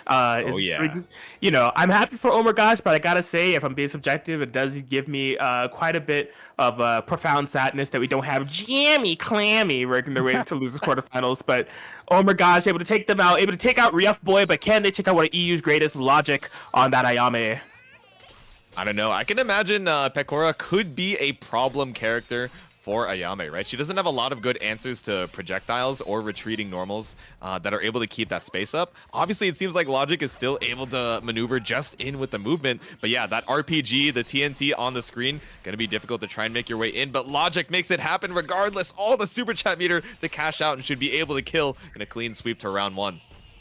Yeah, and this is what I was talking about earlier as it relates to burst management, right? It's like you really, when you're going up against a character like Ayame, you have to be really meticulous with like the opportunities that you choose to burst out of her combos. It's just like, okay, this is gonna do a lot of damage, but is it gonna do like a ton of damage, right? Do I want to burst out of this or just allow her for her to run Oki, and then if she gets that hit, burst out of that? Because you see, Omergosh used the burst early, and now they kind of subjected themselves to like Logic's like, I dope. Like if I went neutral again, I get to dump all this meter, and you're like dead. Like there is no escape. Like, exactly. Just hold on to the star bar and you're like, all right, let me see when they want to, you know, try and burst here. Do they wait towards the end of the combo for the big damage, or are they someone who, you know, once the first hit comes out, bam, I'm immediately bursting and trying to return to the neutral here. So coming up huge, waiting for that burst to be down so you can cash out on the Mio. But again, we're going to be seeing the switch over to the Sora Iroha. Okay. Yeah, we saw this earlier from them. So I'll be oh man, I thought there was a desync. It looks like we're good. Okay, but yeah, all good. Interested to see if they're able to make it happen this time around. Deco, no, Ube Pandan in the chat. Wanted to see some more Pekora, but don't worry. You will be seeing more and more of this character if you pull up to more tournaments, but all good. Keeping it going in the round, or game number 2 here. Oh my gosh. Yeah, opens you up with the instant overhead, but how much are you really going to get off it? It's not doing too much damage. Yeah, that's definitely one of the big parts that is missing, or just like is difference between these two play styles is like the damage differentials per hit. Because Oh My Gosh has landed like 11 hits in this match. Logic's landed like 2, and look at the health bars. I know, barely even a pixel moved. Oh my gosh, you know, doing a much better job on the Sora of holding that space. 5M, 6M, these lightsaber normals catching you out of that tipper range. It feels like they're a lot more comfortable with this playstyle, right? Okay, not using RPGs and TNTs to hold down the space, but Iroha and all these long, you know, sword normals to try and hold that space. Yeah, I like this a lot from Oh My Gosh, honestly. If you recall from like the matchup they had with Lucy, I was saying like they're getting a little bit of knowledge of what they need to do with this playstyle, but it just happened a little bit too late within that matchup against Lucy. Whereas like in this matchup, they're just able to pick up from where they left off. They're controlling that space magnificently with the sabers, throwing out these projectiles. It's looking good. Yeah, that was a beautiful IB on the Oni flip to get a punish there, but not able to confirm in too much when Logic uses the burst and gradually pushing us over to the corner. The ghost is set. How are you going to react? Nice IBs to try and get some super chat back, but forced to use the burst to try and fight back here. Yo, just call the Mio. No, that is the Predator missile. Mio star call in, the 2 bars to do 1,000,000 damage. Definitely a good return on investment, I'll tell you what. Indeed. Whiff super into 5M catches the approach. I see you, Oh My Gosh. But again, like you mentioned, right, the damage differential on each of these hits is showing itself so strongly right now. Yeah, not only that, just like it's so logic positive whenever they are able to land a hit, because it's not only damage, it's corner carry, it's meter gain, it's collab gain, it's all these things that just kind of stack up more and more over time to lead into the potential win condition. Speaking of which, that could be it right here, right now. Not quite. Ooh, I thought it would be able to kill 2, but Oh My Gosh, I don't know, you're in chip damage territory. Obviously, Ayame doesn't have projectiles to throw it at the full screen, but I don't know, a blocked Oni flip could end it. But I like the choice of notes, just gradually making your way up. No, you got cut up by SCC Oni flip. Had to IB it, but that is the checkmate for Logic to move on to losers semis. There it is, Logic 2-0 victory over Oh My Gosh. But I feel like Oh My Gosh should hold their head high and invest in Sora. Because like I feel like just based on the Sora stocks, yeah. For real, just based off of what their natural playstyle seems to be, I think Sora fits them like quite a bit. So if they are unsure who to main, my advice would be to stick with the Sora and just kind of explore from there, because they play their ranges really well. I think they have a really good mindset of like how to throw the projectiles and how to throw out those saber normals, which is like working out. You get some combos from there, start stacking stuff up with collabs, you're gonna be a threat. Yeah, exactly. We're seeing the workings of a strong Sora player over there. So holding your own against Logic, again, one of the strongest players in EU. Definitely something to pat yourself on the back on for about. But heading on over to, let's see. We have winners finals available. We have losers semis available. So let me go check over to make sure which one we're going to be seeing. It's going to be Lucy versus Cheese Gen. Okay. Nice. All right. I think these two just played yesterday. I can't recall, but I know they've played in a tournament in the past, so should be expecting Coco versus Fubuki. Character spread within the top 4, looking like we have Coco and Fubuki in winners, and then Fubuki and Ayame in losers. So pretty cool, pretty cool. We didn't get any Akis on stream. F in the chat. I'm sad about that. If you played Aki in tournament, reveal it yourself. Just say I played Aki in tournament in chat, and you'll get a certified Kraken shout out. I'll do it on the mic right now. I gotta show my love for my Aki bros. It's kind of the opposite of some of the tier list stories we've mentioned before, right? Oh, Korone, Fubuki, they were like, oh, these characters are okay. They're kind of just the Shodo functions. How could they possibly be broken? And then the Idol Showdown community discovered Strike Throw. Many such cases. And they discovered, Ame ground pound to cash out on said strike throw. Aki, obviously super strong since the launch of the game. Still a pretty capable character, able to maneuver around the screen with the teleports, with the projectiles, hold that space and get all of those resources. But, she seemed very unexplored in the beginning, super strong right after that, and then, has dropped off in popularity a good amount. But we still got some Aki fans. If we have any in the chat, let us know. But we're heading on into winners finals here. Lucy on the Coco versus Cheese Chan's Fubuki. Hell yeah, here we go. Winners finals, baby. First 3. That's how it works around here when you're in the top 3 territory. Winners finals, grand finals, losers finals. We play first 3 rather than first 2. Yeah, let's see it. Kiryukai representing All right. Yeah, just whiffing the DPs from the full screen. They're both like, all right, cool. You know, Charus, let's build up some super chat so that when we get a hit, able to explode right out of the gate with a 2H anti-air pulling up from Cheese Jam. Okay. Oh my god, stagger pressure on the 2Ls. That could be a really tough scenario to fight out of. The advantage that Fubuki has that situation with how she's able to stagger. But Lucy able to find a necessary gap. Oh my god, the super chat cancels. Yep, that's what you get for all these wide Cocos, even using it for the frame kill to auto-time the Oki, right? You know, you gotta get all the super chat where you can. Dude, I'm sorry. I'm just laughing at the situation here, because, like, Cheese-chan is in panic. Like, you gotta be panicking right now, dude. You have all this DOT, like, any potential strike can just chip you out, but also if you ever get command throw, it's just like GG's, and Cheese-chan didn't want to use burst, and I kind of get why. Like, you're gonna knock Coco away, but you're, like, stuck in the corner. If she gets back in, she's gonna be, like, resetting the situation. Like, it's just so quirky, this Coco champion. This situation win. So silly funny this Coco champion is. And yeah, we got the stage update here in the round number 2. We got the Ina tentacles and Cheese Chen. You know, you got the ignite on you, bro. The enemy laner is looking to engage. They are at kill percent right now. You have 3 bars available, but are you gonna be able to wiggle out, or is Lucy gonna bait out your reversal attempt? Dude, this is so sad. Like, Cheese Chen finding an opportunity to spin to win. Did not get the cross under in order to force Lucy's back up against the wall, but is just gonna fight out of the corner the long way, the hard way. Strike throw, baby.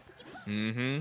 The classic, as the Lord intended. Yep, pulling up with the projectile. Whips the 2D, but, you know, that sweep, a little difficult to punish right outside of its range, right? It reaches quite far, so even if you're able to avoid it, it's difficult to find your turn. But taking your turn here over in the corner opens you up with a universal overhead into the throw, and now we're evened up on the life totals. Bro! Jeez, okay.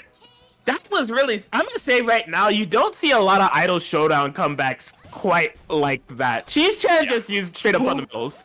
Like, just walk up, find the pressure, strike throw in order to get the win. That was really sick.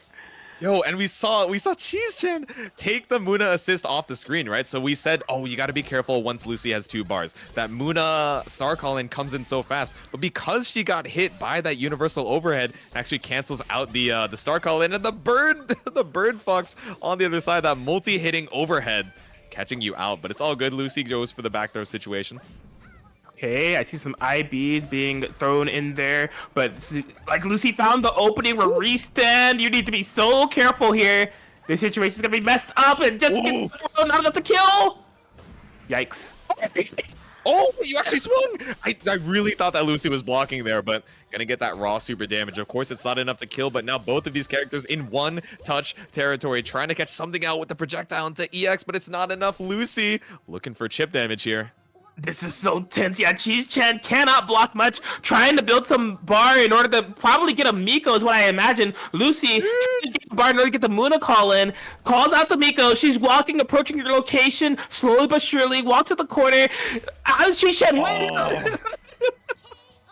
Oh my goodness, the sweep to close out game number 1. That was such a tense situation, right? It was like we were saying, all right, gentlemen's agreement, we're gonna pull up, get full super chat meter, and then it's a battle of the collabs. But you know, you were thinking that Miko was gonna be better than the Muna gravity pull, but if you're not able to actually approach that location, then it doesn't matter if you have a walking hitbox on the screen. Lucy takes game number 1. There it is. Yeah, Cheese Chen trying to swing the tides of the matchup early in their favor, just taking the fight over to Lucy, but just giving up a little bit of space here. What are we doing? Are we playing Street Fighter 6 right now? Look at the way Cheese Chen is spacing. Bro, trying to space outside of the Coco drive rush, dude. If she had drive rush, I would actually have nightmares. She has the rolling command grab, but that's a little different, right? You know, she doesn't have one drive bar to move all the way across the screen. But speaking of moving across the screen, look at the corner carry we've already gotten off of these 2 straight hits. Oh boy. I get it. Like I'm looking at Cheese Chan's burst usage and like I understand, because it's just like damned if you do, damned if you don't, right? Like the situation sucks regardless. Yeah, because even if you burst, right, you're still stuck back against the corner. You gotta just hold on to it and see if Lucy is gonna commit to a burst. But oh my god, you got caught out by the tipper of that flame hitbox. Another round on the board. All right. Okay. Oh yeah, IB on the tail, but yeah, just went straight into the fire. Lucy able to evade a punish for that routing. We throw some fireballs. Yep, pulling up here for the throw. We are in winners finals here, so if I'm not mistaken, I believe we are first to 3, but Tios can correct me if I'm wrong. But if not, then we're not quite on set point for Lucy right now, and also getting caught out in the corner right now. Cheese-chan gets the knockdown. Stagger 2Ls for days. Spin to win with the Miko on the side. No mix. I think they were trying to heartbeat burst to see if Lucy would panic. And Lucy's like, I'm coping, bruh. Try to mix me. I dare you. You're crazy. You think you're gonna bait a defensive reaction out of me? Never in my life.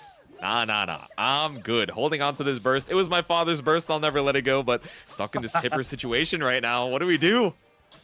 Oh my god, universal overheads for days. Cheese-chan is basically doing pressure for like 40 seconds straight.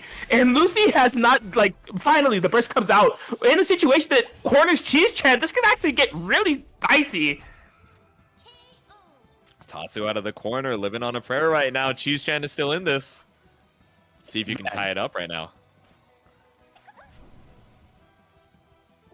This match is so tense. Oh my god, jeez.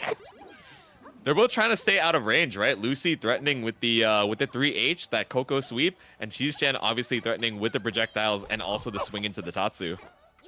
Yo, the ground game is blowing my mind. Like, freaking Cheese-chan whips the far M, Lucy whip punish with the sweep. Lucy whips the sweep, Cheese-chan immediately runs up and throws. They are so freaking focused and sweaty here at the moment. Oh, a nice pull up into the HDP. Saw that attempt for the OTG Asakoko. Maybe a little bit too late on it, but getting whiff punished again. Keep the combo. Oh, no way. This is a loop. What? Oh, trigger the IPS. Yep. Infinite protection system there. Can't keep the loop going on forever. Yo, Big Muna jump scare. Eeg. All right, Cheese-chan has that Miko available. I gotta imagine you're gonna use it, but you just got re-stood straight into the Coco Buster. Nom. Delicioso, give me that damage, baby, for the cash out. Bro, you had Ignite on you. You were exhausted. You got 4v1 ganked. What are you supposed to do? And the Coco Buster pulls up. It is the last thing on your mind. And now Lucy just needs one more game to move on to grand finals. Winners side. Amrith, I see you in the chat. What's good? I can never see a Lucy grab coming. Yeah, I feel like a lot of people can, you know? She's able to get these Coco Busters, just conditioning you with the strike throw, the spaced out normals, just keeping you so on lock here. And another Coco Buster brings us to set point. Lucy started to find some momentum here, and like I think the No. Oh, you went for another one too. Lucy is really feeling it right now. Try to close it out in style. Cheese-chan said no, relax. Oh. Wait, the anti-air actually just made it invo through each other, passing by like ships in the night, so no hits on either side, but Lucy able to get the OTG here. Look at how much damage it does. Oh my gosh, we're in there. You have to be so careful with your Cheese-chan, unless you're just like dead. I don't think so though. Oh no, yeah, the flame doesn't quite kill, but gonna use the Kurokami here. It's baited out by Lucy, that walk back, the hard commit, and we are moving on 3-0 for Lucy onto winner's side grand finals.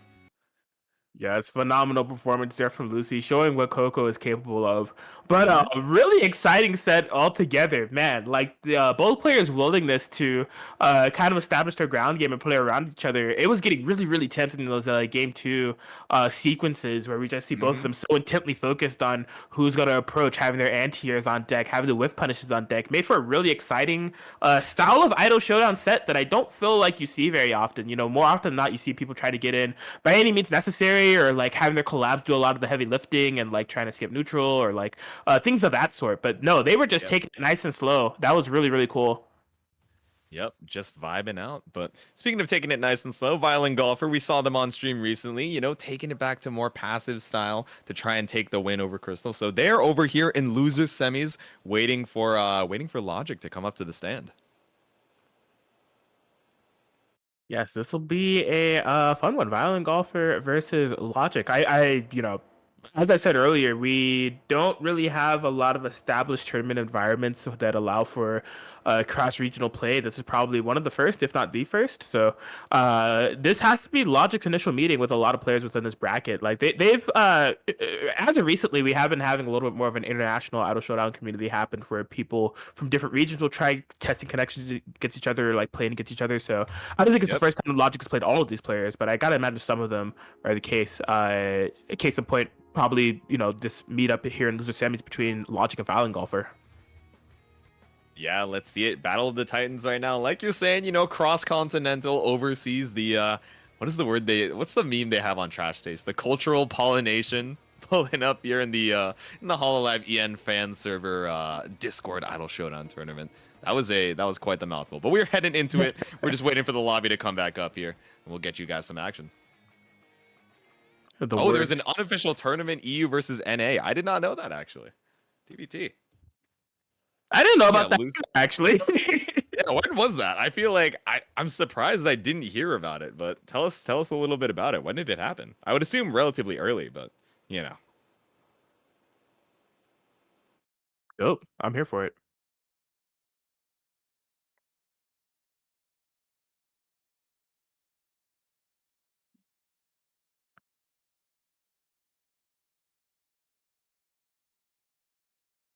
Technically EU weeks ago. Dope. I see. Cultural cross-pollination, that's the Trash Taste meme. There you go. Thank you, oh my gosh. I'm what I'm trying to go trash for. taste enjoyer myself. You know me. All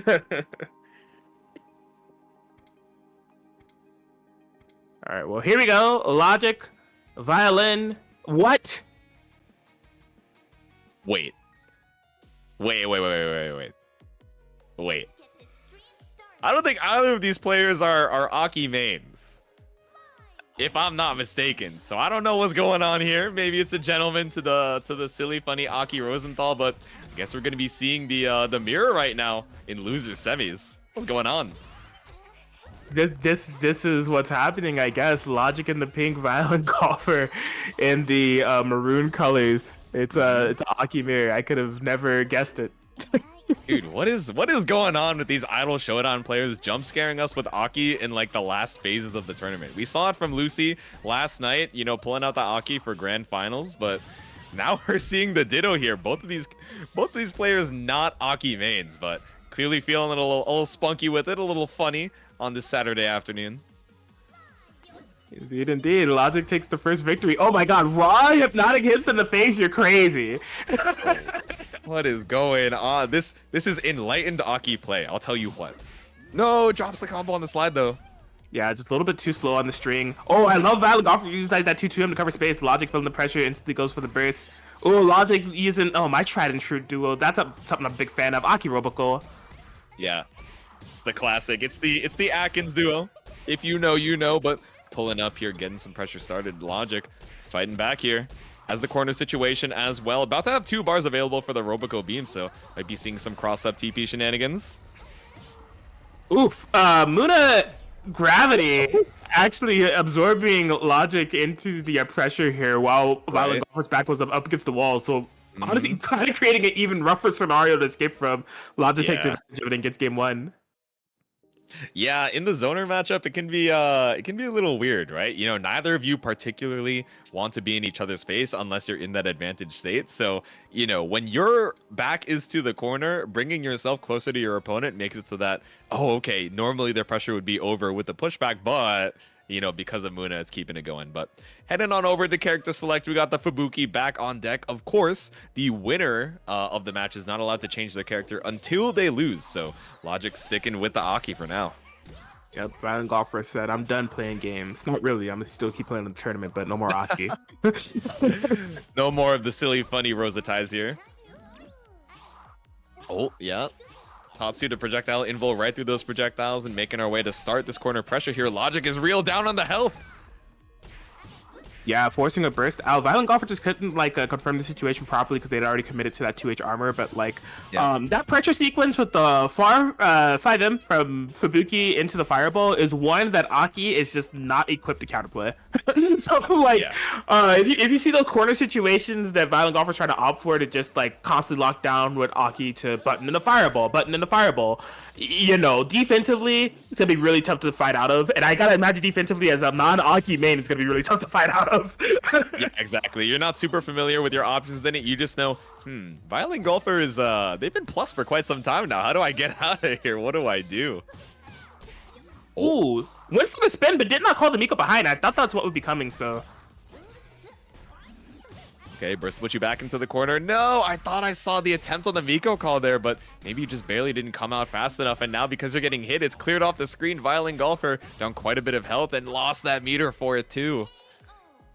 Yeah, I do know a person, a Violin Golfer, likes to play this matchup extremely close and get in by any means necessary, and so they will gamble on spins in the neutral game to try to get past, you know, maybe an Aki projectile or an Aki 3M, long reach normal that I haven't seen Logic use quite yet. But yeah, since Logic hasn't been like too Fireball heavy or too 3M heavy, you know, the spin's just not really coming into full motion here. They've been getting punished more often than not. Oh yeah, cross up TP on your wake up. Wasn't ready for that one, but uses the burst to try and fight back here. Nice block on the delayed cross up. Indeed. Yeah, just utilizing Aki's teleport alongside that Roboco beam. It's like a pretty messed up situation. That's all I'll say about that. What is a man to do? The hidden missiles catches you trying to jump back out of them. All right, and that's a Logic 2-0 over Violin Golfer. And because it's losers semis, we are back to first to two, best of three. So Logic moving on with the Aki. Indeed, yeah. Logic able to overcome one Fubuki, will have to overcome another in this losers final set against Cheese Chan. I don't know what they're gonna be going with, but it was cool seeing Aki on the screen. I appreciate it. You know, whether I'm here for it. I'm here for it. It was cool. You know, got to kind of see how she plays the video game. You know, a little bit of a more defensive zoner style, but that doesn't mean that she has to stay out the entire time. You can get access to really messed up win conditions depending on the collab that you choose. We saw Logic rolling with that Roboco. Yeah. It gives you access to a 50-50 where she either teleports in front of you or behind you, calls the beam. She can even get a combo off of it. It's cool. It's cool. Yeah, exactly. So it's not even like, oh, let me just react to the teleport, because the teleport can bring you to either side. You know, it is a guess situation. Maybe you could try and look for where Aki ends up landing, but especially being visually obstructed by the Roboco beam, it's a guess or game situation a couple times. But that's gonna be Logic moving on to fight Cheese Chan over here in losers finals. Now Atkins can meme that Aki is on stream. I mean, true. They're doing it as a service to you. They knew the homie was out here. He's like, man, no Akis, no Aki bros for real. But don't worry, they got you some Aki content. I guess so. I'm appreciated. I'm a master of copium, so like it was not necessary, but I appreciate the pick regardless. Exactly, doing you a solid. Alrighty, moving on into it. The Fubuki versus Ayame here. No more Aki shenanigans. We got Cheese holding the down back, waiting for Logic to try and overextend. Oh my god. I think Cheese Chan might be the best throw user in Idol Showdown. You might be the greatest L+M there ever was. He's had to have landed at least 30 throws in this bracket. Like... Yeah, actually, and those are just the ones on stream. Like, the ones off stream, like, I don't know, dude. Insane. Logic not worrying about the throws, just going straight up for the strikes and cashing out on quite a bit of damage for Cheese Chan. Of course, like we mentioned before, the rejump availability quite strong, so bring us over to the corner to take game number one. Indeed. Yeah, Logic. Full ticket to ride, just letting those normals... just fly. Oh, yo, the shimmy, able to bait out the 2L from Cheese Chan. Got the immediate whiff punish. He could probably throw the AI as impossible as it sounds. That's coming from a dev. They know that it's pretty difficult to try and throw the AI. Read the inputs and everything, but no, didn't read the Tatsu. Not quite able to get a punish off of it. Trying to swing with the 2M there, but not quite fast enough to keep it going. But you have the pressure locked down in the corner here. Cheese Chan has to try and fight their way back out with the Ghost avail. Yeah, couldn't go into a combo because of the Ghost behind you. Jeez, yeah, and Cheese Chan unfortunately using that burst to no avail, as we stated, so just locked down here with like, yeah, Logic's just kind of toying with the situation. It's like, yo, I got those ghosts gonna activate in about 1 singular second, and then from there, you're gonna have to block a mix-up. You just use the burst. I'm gonna dance around here for a little bit, wait for my block stun, then good luck. Yeah, that was smart, right? You have the ghost proc available, and at that spacing, you were perfectly timed to, if Cheese Chan was gonna go for the throw tech, they just get popped up by the ghosts, but still able to take it, even despite that patience. In game one over to Logic as we head into game number two. Oof, okay, so we're seeing a lot more jumping, mobility here from Cheese Chen, just trying to throw off Logic momentum. They have had extreme prominence over the ground game. Fortunately for Cheese Chen, though, Logic much too keen, much too aware, much too in control of this matchup to fall for those antics.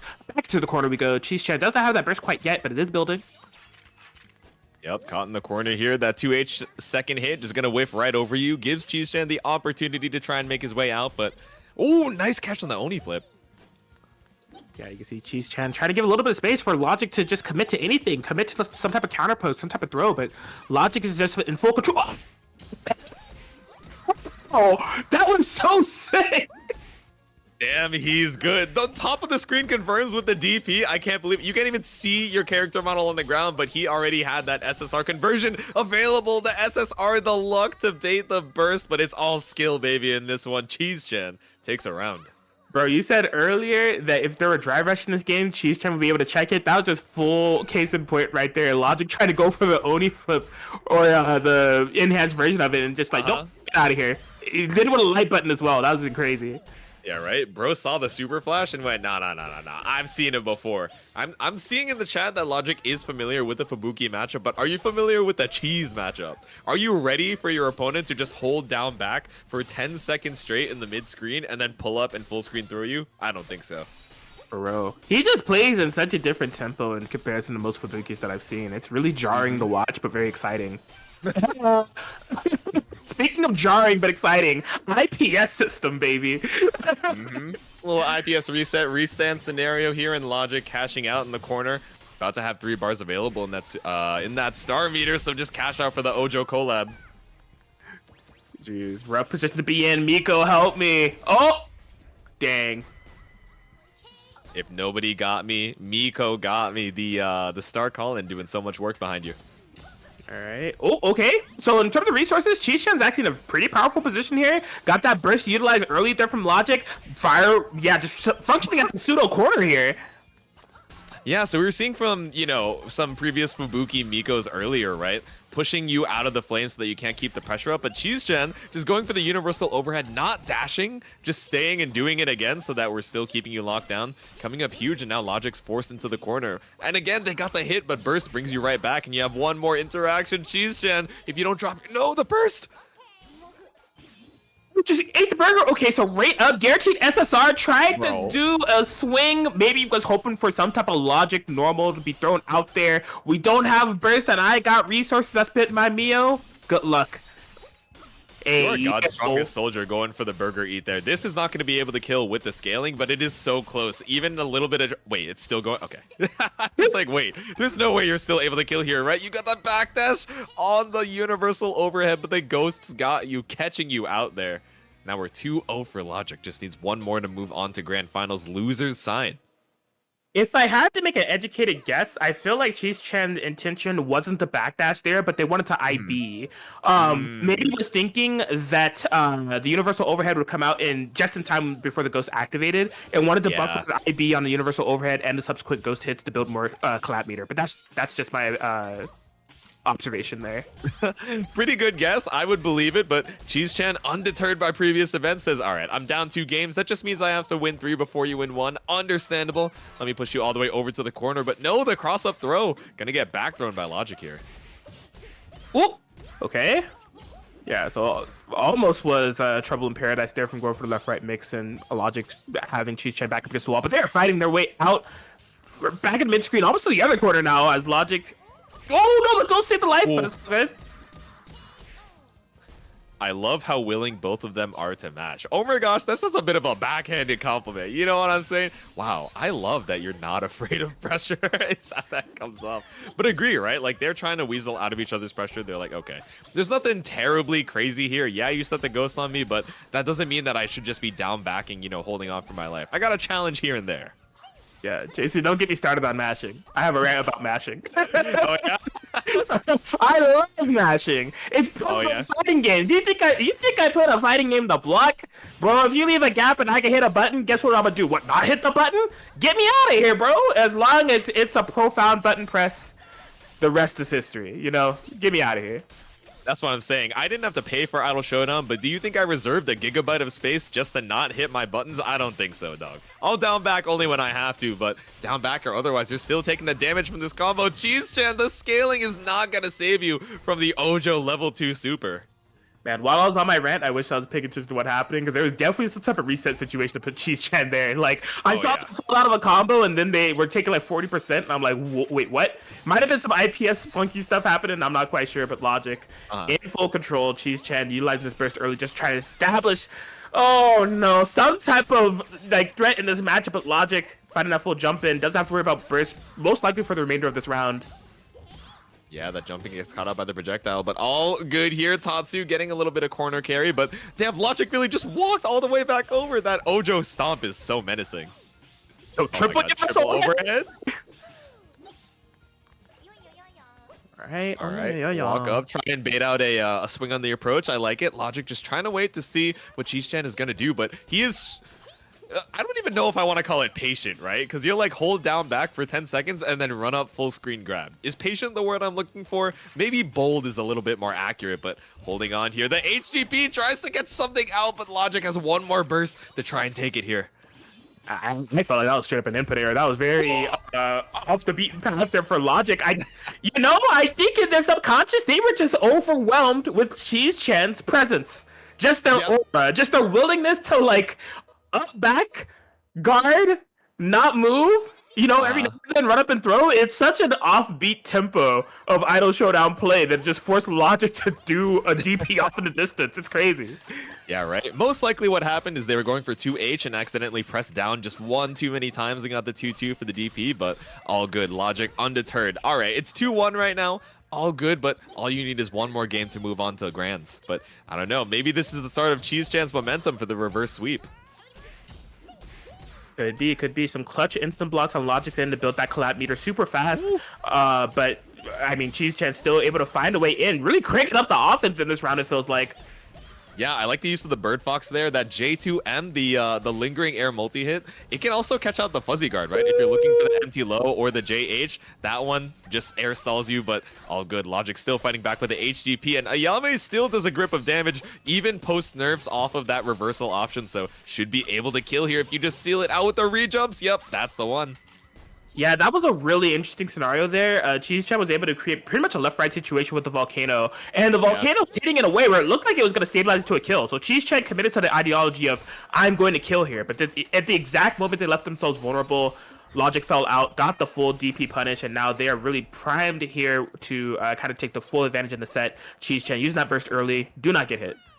Yeah, whipped on the LDP, so now you're not going to have a burst for potentially the rest of the set. If Logic's able to close it out here, cashing out into the HDP, this is going to do quite the grip of damage. You don't have to worry about it. You know this one is going to kill. Save the channel points as Logic moves on to loser's side grand finals with a say-so over Cheese Chan. But Cheese out at number 3. He is not just a commentator, not just a TO, but still a strong player over here in the Idle Showdown community. So great work on your performance, and hopefully if we host another HoloLive EN fan server tournament, you'll be there.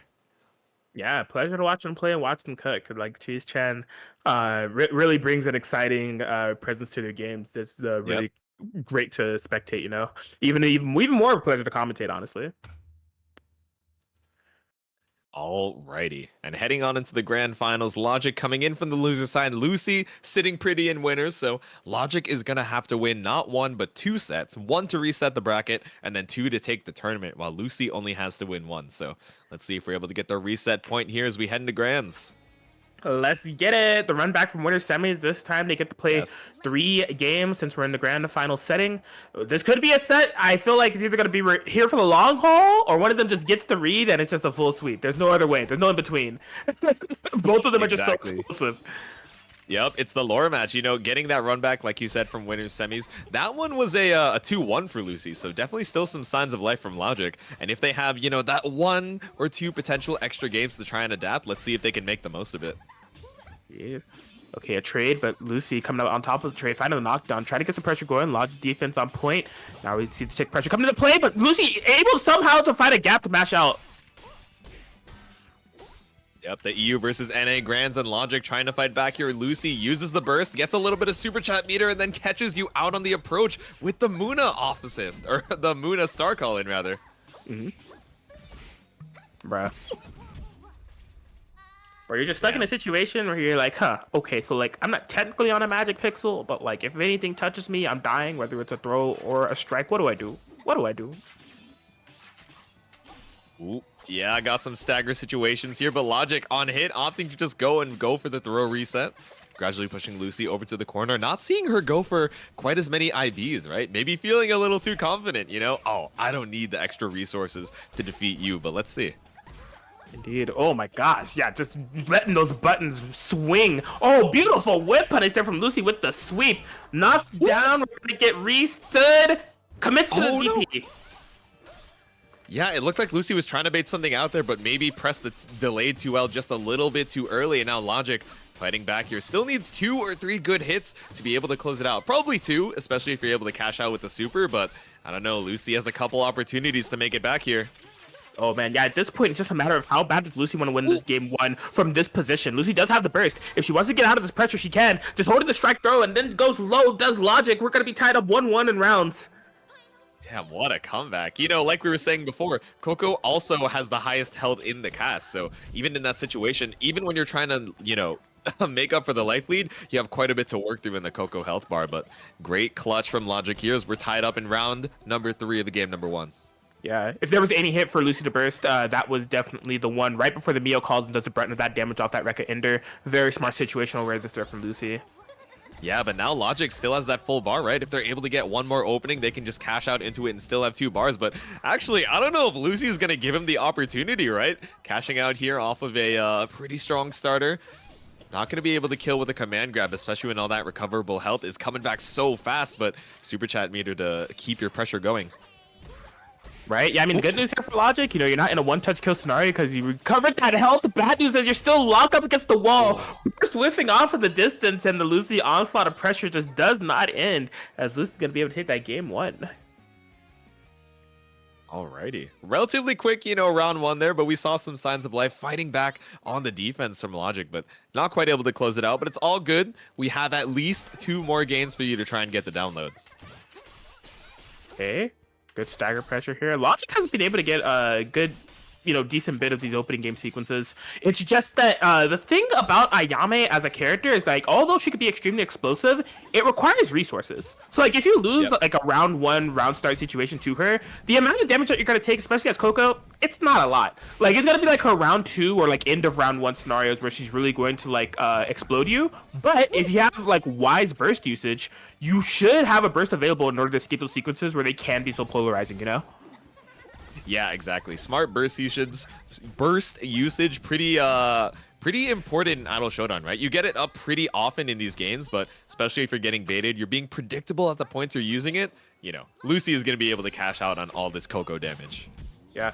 Kind of case in point right here, right? Logic has 2-star meter available, so should they find a hit here, it can equate to a lot of damage, but Lucy's already well stocked with that burst. She has insurance, she has Allstate, she's in good hands. And these flight cancel mix-ups, right? Hitting on the same side low, but Logic, the defense is looking so strong right now. But how strong is it really if you're not going to be able to close it out? Lucy still up around here. Logic has an uphill battle to fight. Yeah. Ton of tick pressure, just try to dare Lucy to move. Has found a couple counter hits, just can't get quite the hit confirms that they're looking for. Lucy just so content to block it all out. Ooh, whiff on the Rekka. Yeah, you had to end your turn there. And now Lucy coming up with full advantage here, using all the super chat meter to cash out on those triple anti-airs. Oh my gosh, yeah, Lucy just taking this nice and slow. Wow, Emil used off in the distance just to try to hopefully catch Lucy slipping. But if she slips, then she's slipping, so she won't.